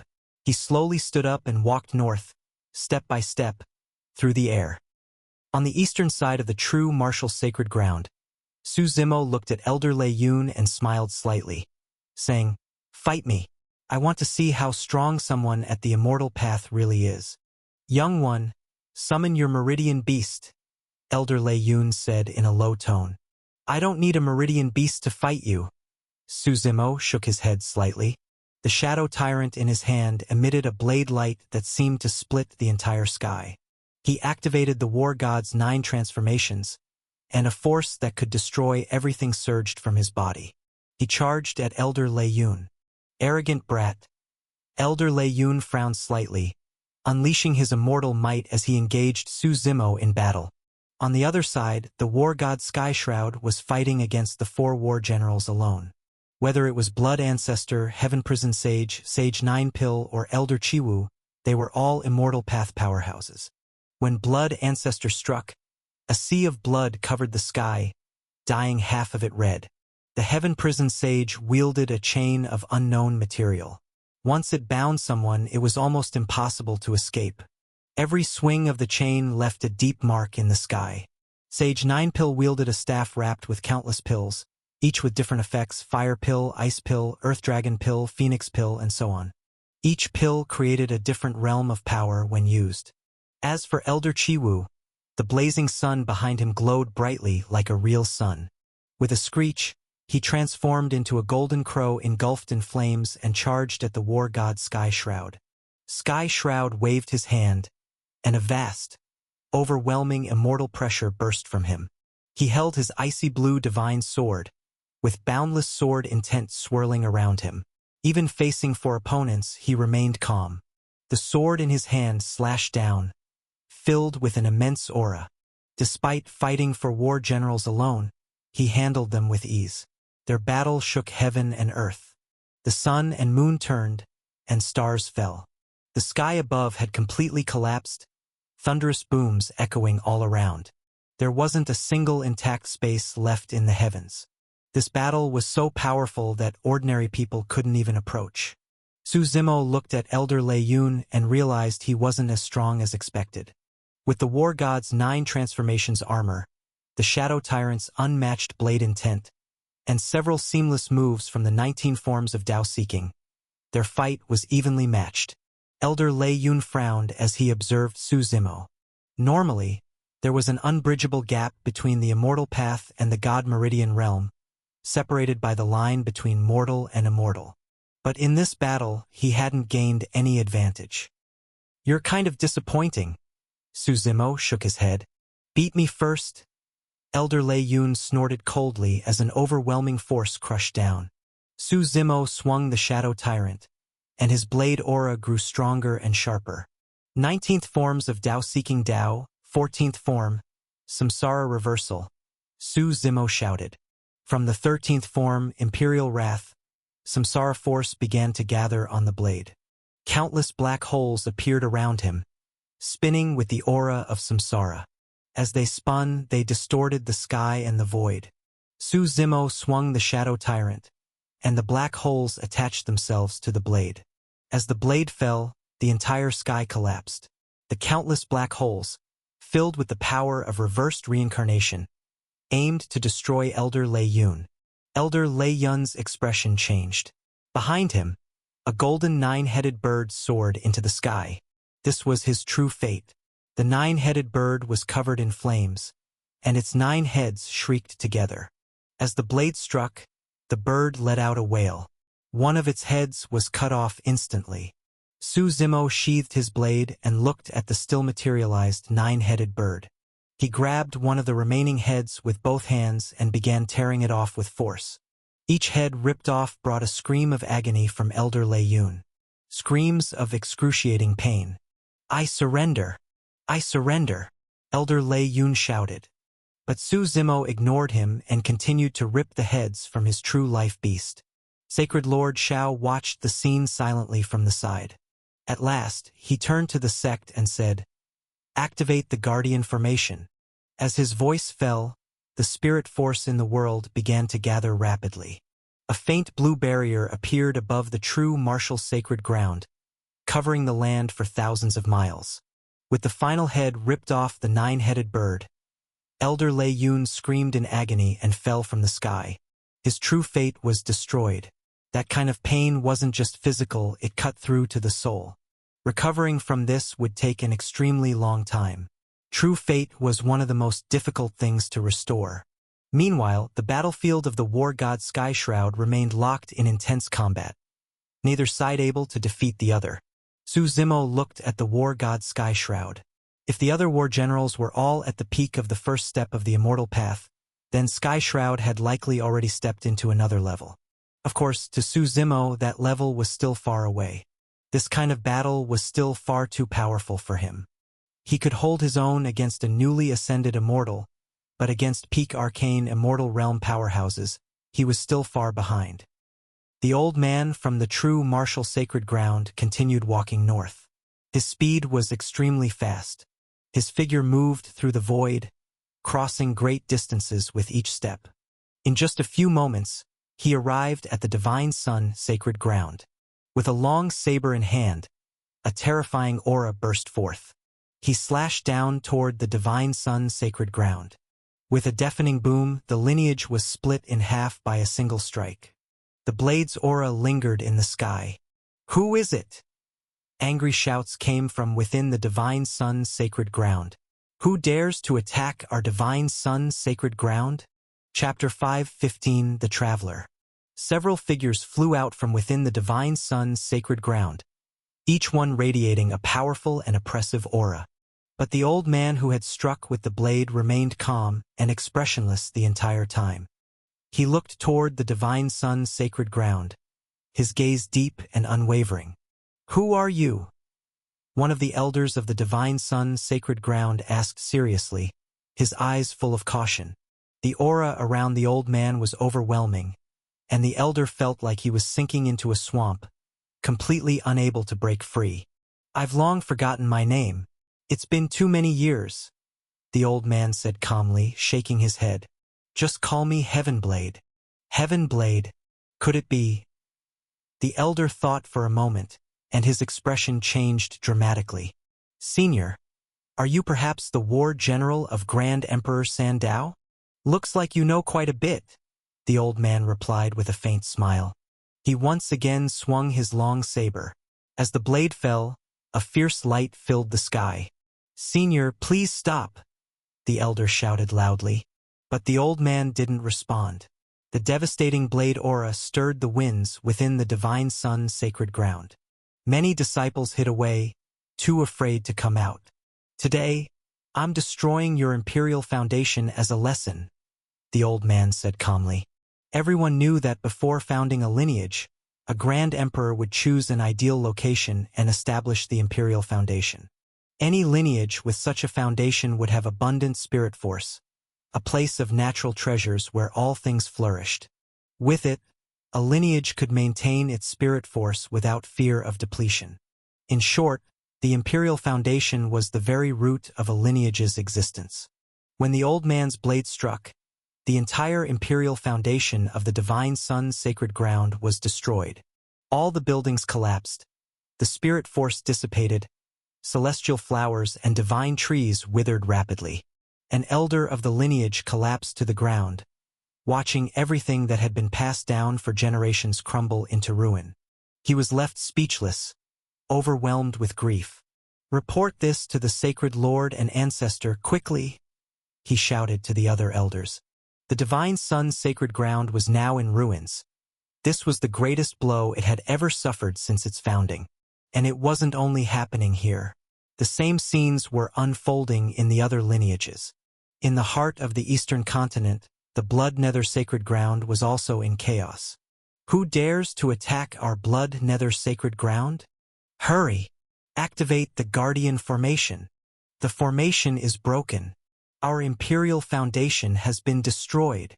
The Dan imperial clan was no exception either. Even their most iconic structure, the Alchemy Tower, was completely demolished. At this moment, the old man had already traveled across half of the Eastern continent and now stood before the Purgatory sacred ground. This lineage, backed by two emperors, had a deep foundation as well. When the old man arrived above the Purgatory sacred ground, another old man walked out into the air from within the lineage. "Heavenblade, I've been waiting for you," the elder from the Purgatory sacred ground said with a calm smile. He wore a loose, light green robe that completely covered his thin frame. On his back was a blood-colored sword, exuding a sinister aura of slaughter. "Blood sword. So you were in on the plan to attack our true martial sacred ground," Heavenblade said indifferently. No, The Divine Sun's sacred ground led the charge. We were just joining the excitement, Bloodsword said with a smile. He was the war general of the second emperor of the Purgatory Sacred Ground, Grand Emperor Sha. He was also one of the lineage's last surviving ancestors. Looking at Heavenblade, he said, I know why you're here. Since I'm here today, you'd better return and help your true martial sacred ground instead. You really think you can stop me? Heavenblade said flatly. Heavenblade, you and I are evenly matched, unless you've stepped into that realm, Bloodsword said, shaking his head. What if I'm not alone? A voice suddenly came from the void. A young man slowly walked out holding a wine gourd. He wore white robes with a long sword at his waist. He raised his head and drank. The wine was like a lonely moon, the sword like frost. The wine flowed down his neck, giving off a carefree, untamed vibe. As the young man stepped forward, Bloodsword's face turned grim. Traveler, he said word by word.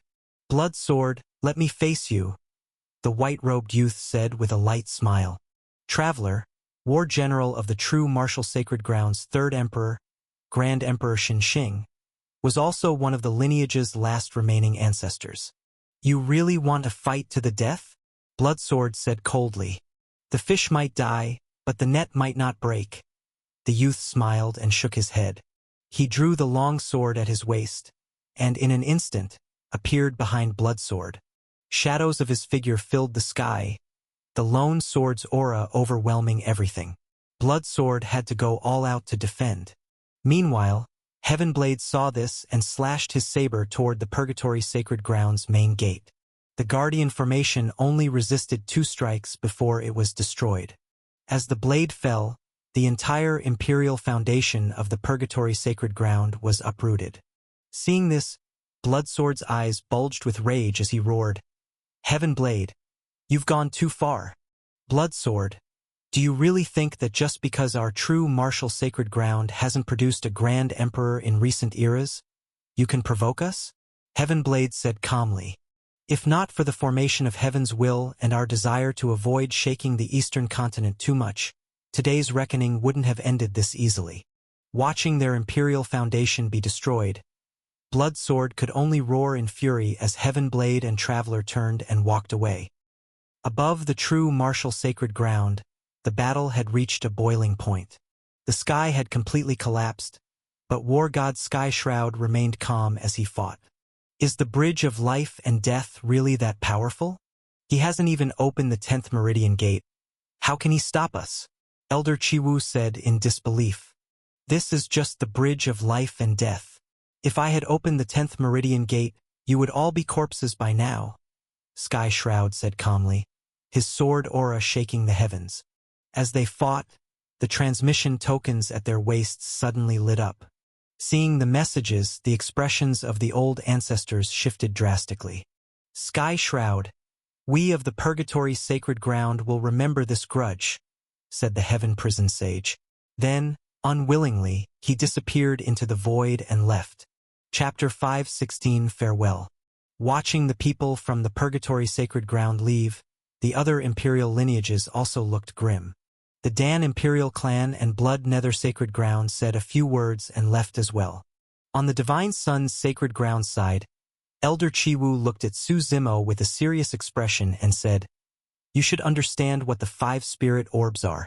Once this news spreads, countless people will be interested. You'd better worry about yourself first, Su Zimo replied calmly. Elder Chiwu snorted coldly and led the others into the void. They all knew that just Skyshroud alone could fight them all at once. If Traveler and Heavenblade returned later, it would surely turn into a brutal battle. Moreover, with each of their lineage's Imperial foundations destroyed, it would take a long time to rebuild. And only a true emperor could form a genuine Imperial foundation. Any imitations they made would be far inferior. Once everyone had left, Sacred Lord Shao gave the order to deactivate the Guardian formation. Skyshroud turned around, looked at Su Zimo and smiled. You did well. Su Zimo nodded slightly.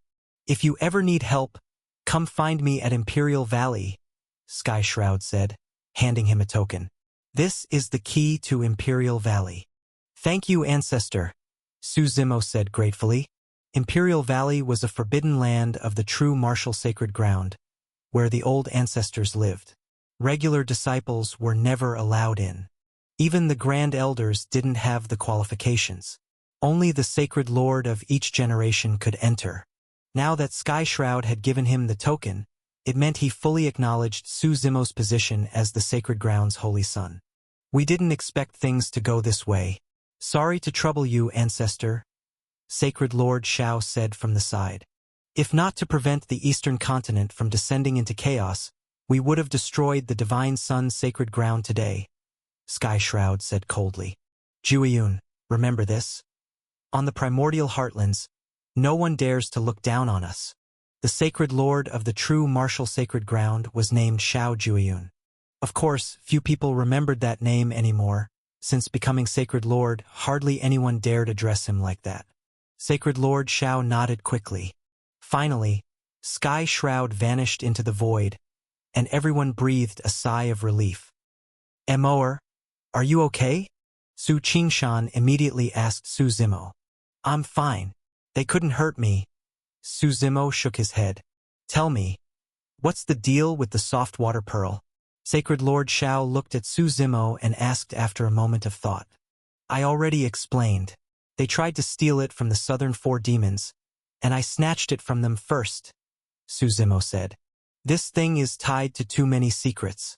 Once the news spreads, it could cause turmoil across the entire primordial heartlands, said Sacred Lord Shao. You could leave it in the sacred ground. That would be safer for you. Thanks for your concern, Sacred Lord, but I think I can protect it myself. Su Zimo smiled and shook his head. As you wish. Sacred Lord Shao didn't press the issue and returned to the sacred ground. The sacred ground likely needed to discuss the aftermath of this incident. Su Zimo returned alone to South Goose Mountain. He decided to leave the next day to head for the Elden Lands. He didn't want to think about anything else. Since leaving Blood Slaughter City, Tangeline had returned to the ancient forest where she once trained. She had studied there under her master, the sage. She knew the real body of her master wasn't there, only a clone left behind to guide her. By the time she returned, it was already deep into the night. The stars sparkled above, and the bright moon hung high in the sky. Her master sat above a waterfall on a mountain pool, absorbing the essence of the stars and moon. A clone would grow weaker the longer it was separated from the real body. To maintain it, constant cultivation was necessary. It's said that once the 10th Meridianine Gate is opened, one can separate their god soul and create a true second clone. You're back, the middle-aged man said with a warm smile as he looked at Tangeline. She nodded. How did it go? He asked.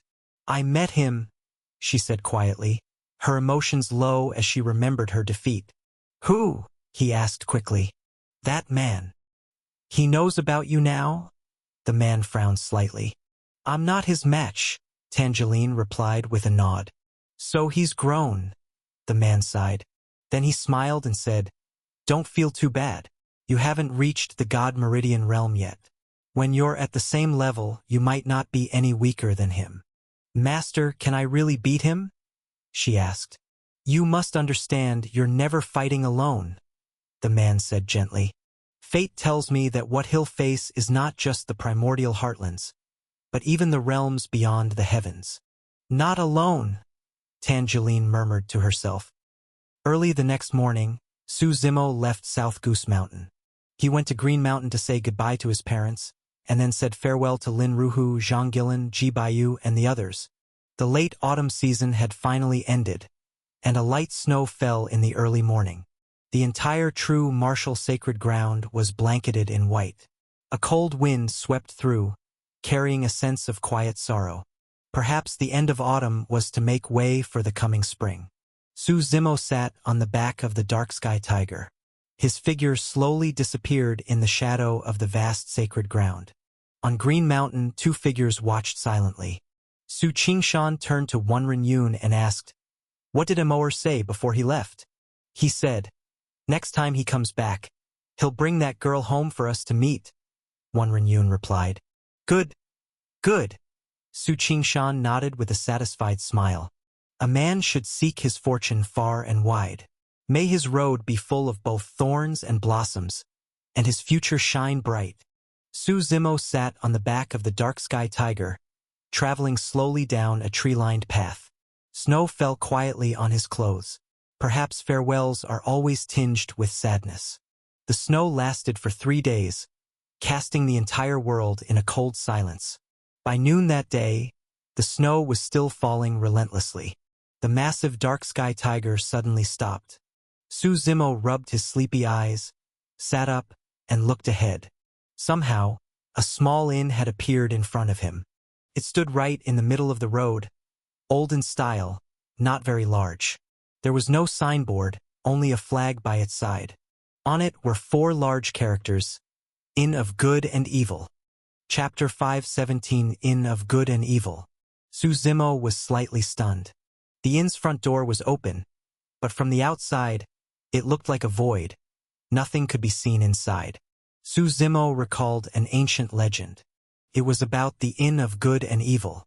It was said that there existed a creature in this world called the Beast of Good and Evil. It loved kindness and hated evil.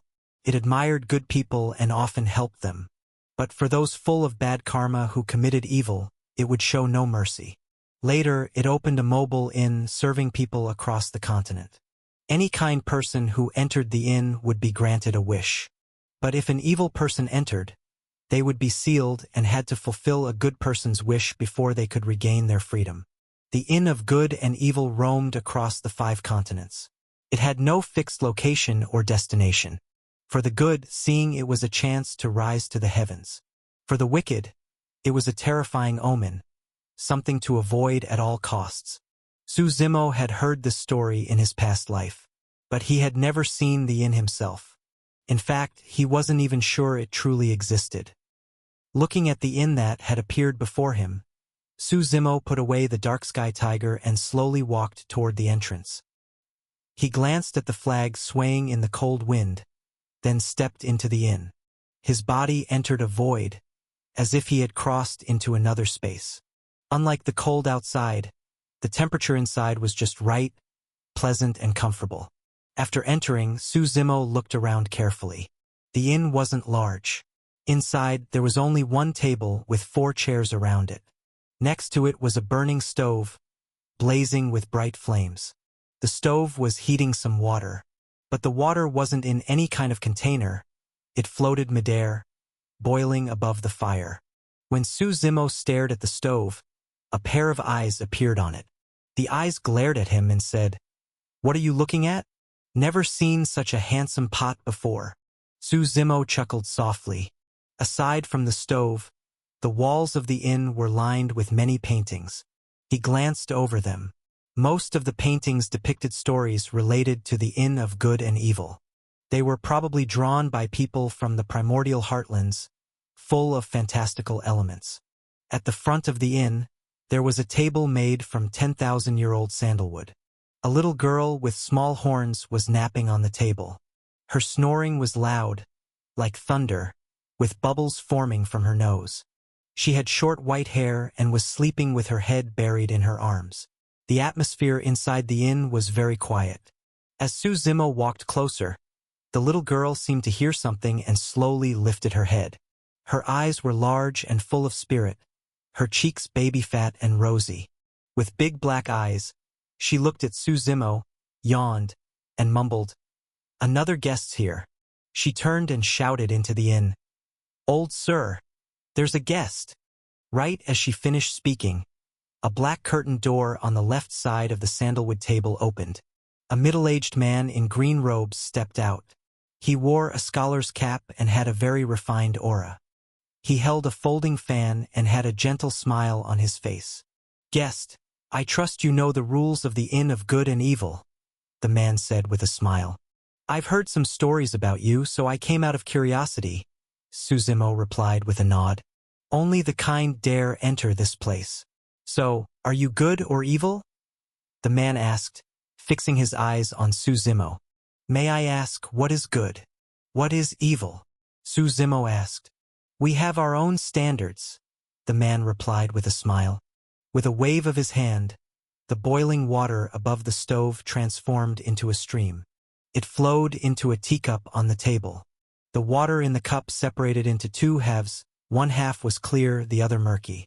Pointing at the cup, the man said, "Good or evil, one sip will tell." Su Zimo picked up the cup curiously. Seeing nothing unusual, he drank it in one go. The moment the water entered his body, Su Zimo's consciousness paused. The world before his eyes went black, and it felt like some mysterious force was pulling at his memories, rewinding them. This rewind played through Su Zimo's memories, not only from this life but also from his previous one. Looking back, Su Zimo watched scenes from his past. The failures, the disgrace, and after many trials, how he still faced defeat after defeat under Chu Yang's blade. Even now, those memories still stirred bitter feelings in his heart. Someone once said that true strength is facing the pain of life and failure head-on, becoming a warrior in the struggle. But who doesn't wish they could turn back time and start over? Su Zimo's emotions, once unstable, gradually calmed as he relived the past. Perhaps it was through these memories that he was able to undergo a spiritual transformation. In the end, scenes from this life replayed before him once more. When it all ended, Su Zimo opened his eyes. His consciousness had returned. He looked at the middle-aged man, who was now sitting calmly at the table, sipping tea. "You can call me old sir," the man said. "So, does this mean I'm a good person?" Su Zimo asked with a smile. "At first your expression was full of anger, but later it calmed. You faced your inner self and passed the test." Old Sir explained, "This tea is called the tea of good and evil. Anyone who drinks it will have their memories reflected. My standard for good and evil is simple. Those who can face their life with a clear conscience are good." Su Zimo smiled and quietly sat down in a chair beside him. "According to the rules, you can choose one evil person to fulfill a wish for you. Once it's done, they'll regain their freedom," Old Sir said. "An evil person?" Su Zimo repeated with a soft laugh. Old Sir nodded. He then waved his right hand, and a mist filled the entire inn. Su Zimo's vision shifted, and he found himself surrounded by fog. All around him were countless cages. Each cage held a creature. Some were human, some from the demon race, and others from various different clans. Some wore expressions of hatred. Others were sleeping peacefully. Chapter 518, The Evil One from Nether Bloodsea.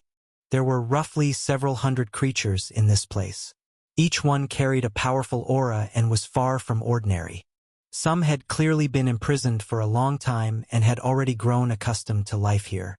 Others were still struggling, roaring in fury. Especially when they saw Su Zimo, their howls nearly shook the heavens. "There are no restrictions?" Su Zimo asked. "Can I choose any of them freely?" "You can choose anyone, but there's one condition you must be aware of," Old Sir replied. "You can only ask them to fulfill one wish, and that wish must be within their capabilities." Su Zimo slowly walked in front of the cages. In the first one was a human. A man with long, messy hair that had grown to his waist, completely covering his face. Only his eyes were visible, piercing, and intense. His name is Tai Liangmu. A few years ago, when the Violet Sun Empire went to war with the Azurewood Empire, he was a deputy general of Violet Sunday. But he betrayed them and sided with the enemy, Old Sir explained. He was a major reason for their defeat and the massacre of an entire city. The weight of that sin mostly lies with him. Su Zimo glanced at the man. He didn't speak, just looked back at Su Zimo with emotionless eyes. Old Sir went on to introduce several more prisoners. Each was guilty of terrible crimes. But none of them satisfied Su Zimo. "What kind are you looking for?" Old Sir asked. "Do you have any prisoners from the Nether Bloodsea?" Su Zimo asked. "The Nether Bloodsea?" Old Sir paused for a moment, then said, "Are you sure? What do you mean?" Su Zimo frowned. "Nothing. I'll take you there," Old Sir said with a smile, shaking his head. He led Su Zimo north through a long row of cages arranged neatly along the path. Su Zimo didn't know how big this place really was. but the deeper they went, the more uneasy he felt. Finally, they stopped in front of a dark purple cage tucked in a corner. Inside was a man with a human-like appearance but abnormally pale skin. His complexion was sickly white, and his eyes had no whites or pupils, just a deep, solid red, like a dead octopus. He's from the blood race? Su Zimo immediately sensed something unusual. To be precise, he's a defective hybrid of human and blood race, Old Sir replied with a smile. Seeing Su Zimo's confusion, he explained, his father was human. His mother was from the blood race. I see, Su Zimo nodded. He escaped from the Nether Blood Sea years ago and stumbled into this inn of good and evil. I locked him up here afterward, Old Sir continued. Unfortunately, most of the creatures here have signed the good and evil pact. Fulfill one wish and they're free. But he's the only one who refuses to sign. And I still don't know what crime he committed. Then why are you recommending him to me? Su Zimo asked with a frown. Don't be so quick to judge. Hear me out, Old Sir said, still smiling. He's the only one here from the Nether Blood Sea. I'm giving you an option. If you can convince him to sign the pact, I'll allow him to leave with you. Could be useful to you too. Didn't you want to learn more about the Nether Blood Sea? He probably knows a lot. Su Zimo thought for a moment. Then he nodded and said, Can I speak to him alone? Of course, Old Sir nodded. He waved his hand, and a thick mist surrounded the cage, isolating it with Su Zimo inside. Then Old Sir faded and disappeared.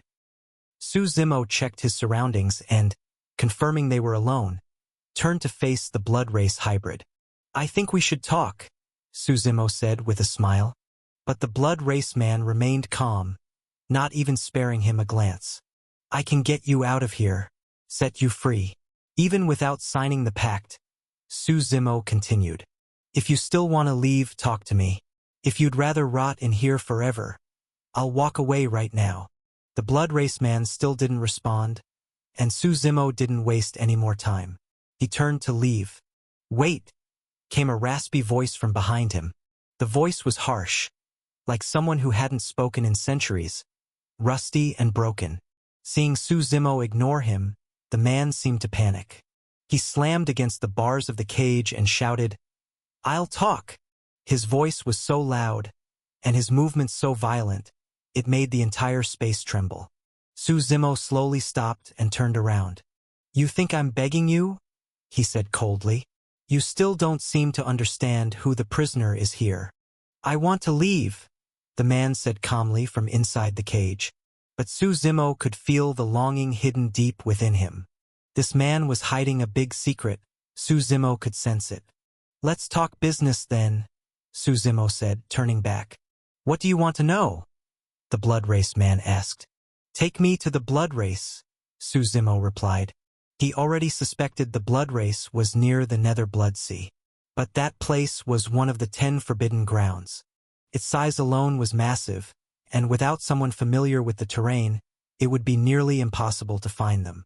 Originally, he planned to go with the God Emperor and take a chance. But now, having found the Inn of Good and Evil, he had another option. What do you want with them? The man asked warily. You care that much about the blood race? Su Zimo laughed. You're half human. I thought they'd hate you. On the primordial heartlands, there were countless races. Because of their numbers, the human and beast races were the most tolerant. Other races, though, placed extreme importance on bloodlines and heritage. Someone like this man, with mixed blood, would likely be rejected by the blood race. That's none of your business. Why are you looking for them? The man asked.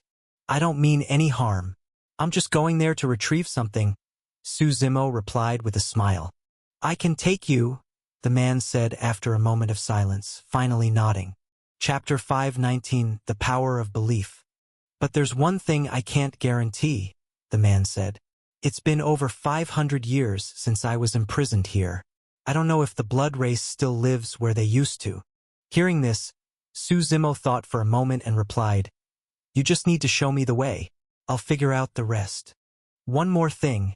Can you really get me out without signing the Good-Evil Pact? The man asked doubtfully. If he doesn't agree, Suzimo said calmly. Then I'll beat him until he does. The blood race man was slightly stunned. After a long pause, he said, My name is Yi Feiyang. Suzimo nodded slightly and looked at the mist outside the cage. The white mist began to disperse, and the figure of Old Sir reappeared. Well? He asked with a smile. He agreed. Suzimo nodded. You really didn't let me down, Old Sir smiled.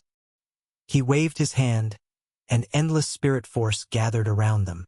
In the white void, a huge crack opened in space. Thunder, lightning, and rain poured through as a piece of paper gently floated down. The paper carried a vast, ancient power. It looked very old. Old Sir held the paper in his hand and smiled at Suzimo and Yi Feiyang. You two represent good and evil. Just sign here. You might have misunderstood me, Suzimo said, shaking his head slightly. I'm afraid I'll have to disappoint you. What do you mean? Old Sir asked with a frown. I'll take him, but I'm not signing that, Suzimo replied. Old Sir was briefly stunned. Then his smile faded as he sized Suzimo up. Young man, he said with a cold chuckle. Do you know what it means to return a favor? The Inn of Good and Evil has helped you greatly. Shouldn't you give something back? I've heard the legends say the beast of good and evil loves the good and hates the wicked, Suzimo said with a smile. But I also know it cultivates by devouring the fruits of good and evil. So instead of saying this and helps people, it's more accurate to say everyone here is your puppet for your cultivation. Old Sir's gentle demeanor suddenly changed. His face stiffened, and his gaze darkened as he stared at Suzimo. Are you seeking death? He asked slowly, word by word. Suzimo waved his hand, and the space before him was torn open. Chaos' massive body emerged. The overwhelming aura of the arcane immortal realm surged out. The moment Chaos appeared, all the struggling creatures in the cages fell silent. They seemed afraid. Old Sir glanced at Chaos without a word, and a twisted creaking sound came from inside his body. He lifted his head. Pieces of skin on his face began to peel off. His body became covered in scales like dragon scales. His nose sprouted long whiskers. His mouth grew larger, his lips thick and blood-red. Most disturbing were his eyes. His left eye was clear like amber, beautiful and transparent. But his right eye was blood-red and cloudy, full of evil and sin. Young man, you are guilty, Old Sir said in a low voice. His arms and legs transformed into dozens of spider-like claws. He crouched and stared at Suzimo with a sinister expression. So this is the beast of good and evil, Suzimo muttered, finding it weaker than he'd imagined. Chaos, hold him off. I'll try to open the cage, Suzimo ordered. Chaos roared and lunged at the transformed Old Sir. They clashed fiercely. The beast was indeed powerful, almost on par with Chaos. It was clear neither would win quickly. The entire space grew still from the battle. The creatures in the cages stared out numbly. Their eyes were filled with deep sorrow and despair. Roars and booming explosions echoed all around. Suzimo arrived at the purple cage and examined the lock. It was a seal, one he'd never seen before. He struck the cage with his palm, but it remained unharmed. A force equal to his own rebounded and hit him instead. That's the power of good and evil, Yi Feiyang said bitterly inside the cage. Unless the beast touches the seal himself, no one else can break it, especially not with brute force. You believe in that good and evil stuff? Suzimo laughed. All beings have emotions and desires. He didn't believe in concepts like good and evil. Suzimo placed his hand gently on the seal and began to sense its power. He channeled it into his life world to analyze it. After a while, he opened his eyes. Just as I thought, he murmured, looking at the energy within the seal. It's belief. Belief. Yi Feiyang looked at him, confused. Anyone who signs the good-evil pact agrees to give their soul to the beast, Suzimo said with a smile. Eventually, they end up worshipping it forever. From what he knew, people in the Buddha realm cultivated through belief. He hadn't expected the beast of good and evil to use the same method, only much more extreme.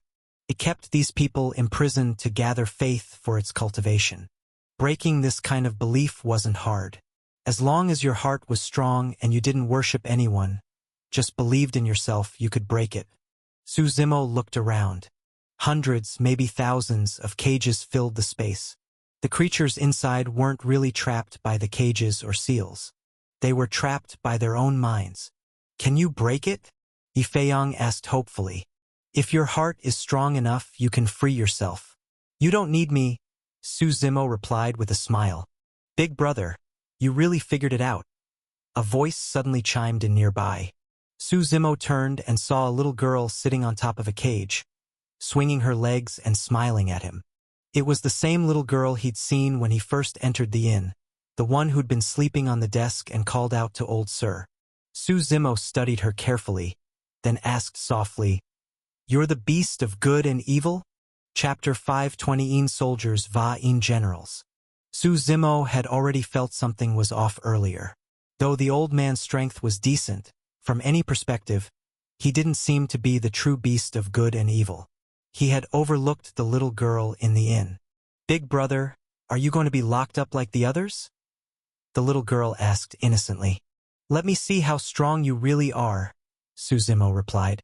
Spirit force surged around him as he struck with his palm toward the girl. With a loud boom, the white misty space trembled violently. The little girl didn't move, but her figure instantly shifted aside, dodging Su Zimo's attack without effort. "You better stay here," she said with a twisted smile. A powerful aura erupted from her, vast and overwhelming like a tidal wave. "Immortal Sovereign," Su Zimo murmured, sensing her power. She was condensed entirely from faith power. Though her appearance remained the same, the pressure she gave off made her seem far more imposing and majestic. She raised her hand, and with the weight of an ancient force, it came crashing down from above. Su Zimo could feel the pressure. He slowly drew the Shadow Tyrant blade from his back.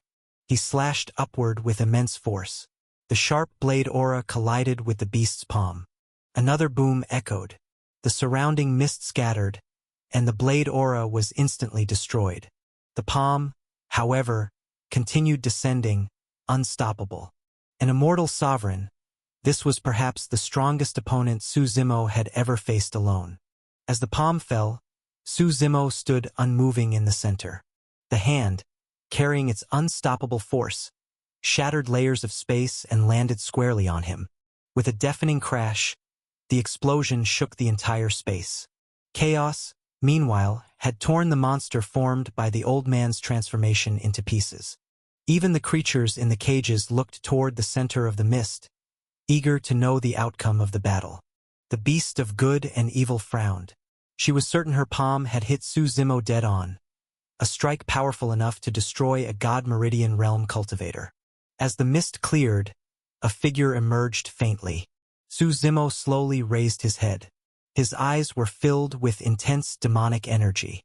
The demonic aura soared, piercing through the mist, locking onto the beast with dominating, endless force.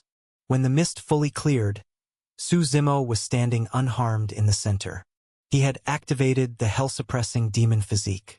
His skin was covered in black-purple patterns, strange and eerie, with tendrils of black demonic energy spiraling around him and reaching into the sky. It looked as if this demonic aura would consume the entire space. Su Zimo stepped out of the mist like an ancient god demon, his skin radiating power. He slowly lifted the Shadow Tyrant blade and said, "It's been a long time since I had such an exhilarating fight. What battle physique is that?" The beast asked, frowning. "You don't need to know," Su Zimo replied, then vanished and charged. Chaos, meanwhile, was helping Yi Feiyong break free from the cage. The blade sliced through the silent void, infused with creation power and overwhelming demonic force. Su Zimo unleashed the 19th forms of Dao-seeking. Each move flowed into the next, seamless and unrelenting. The blade aura was airtight, combined with his heavenly tribulation god eyes, giving the beast no room to retaliate. Su Zimo also came to respect the strength of an immortal sovereign. Every stage after this was truly formidable. Even under such pressure, the beast could still hang on, albeit barely. "You can't beat me," the beast roared. "Why not make a deal?" "No need." Suzimo shook his head. The prolonged fight had left the space in ruins, on the verge of collapse. Thunder rumbled atop Shadow Tyrant, and a torrent of magma surged up from below. At that moment, a mysterious force surged from Suzimo's body. He activated the 9 Revolutions God Tower physique, a battle body ranked in the top 10 among the 100 great physiques. It wasn't just the strongest for soul defense. It was also among the best for soul attacks. Within this battle body were 9 layers of defense, each guarded by an ancient beast soul. As he activated the 9 towers and clashed again with the beast, a spectral wolf emerged from his forehead and lunged at the beast. It was the Howling Sun Wolf, the beast soul of the first tower.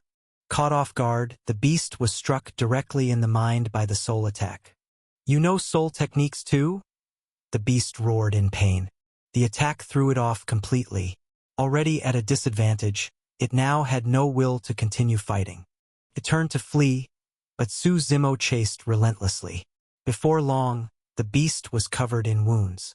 "You've gone too far," the beast screamed. "Are you even human?" Suzimo chuckled. "I'll remember this shame," the beast roared. With that, it vanished into the void. Suzimo tried to follow, but the entire space had been sealed. He could break it, but it would take time, and by then the beast would be long gone. "In the end, this is its home ground," Suzimo said, smiling. Though the beast had escaped, the entire independent space was now under Suzimo's control. He looked around at the thousands of cages and the beings trapped within. Although the beast used them for cultivation, it was undeniable they were all vicious and evil to the core. As for how to deal with them, Suzimo already had an idea. Releasing them wasn't an option. These were all dangerous criminals. He looked over at Yi Feiyang, who was still struggling against the belief seal on his cage.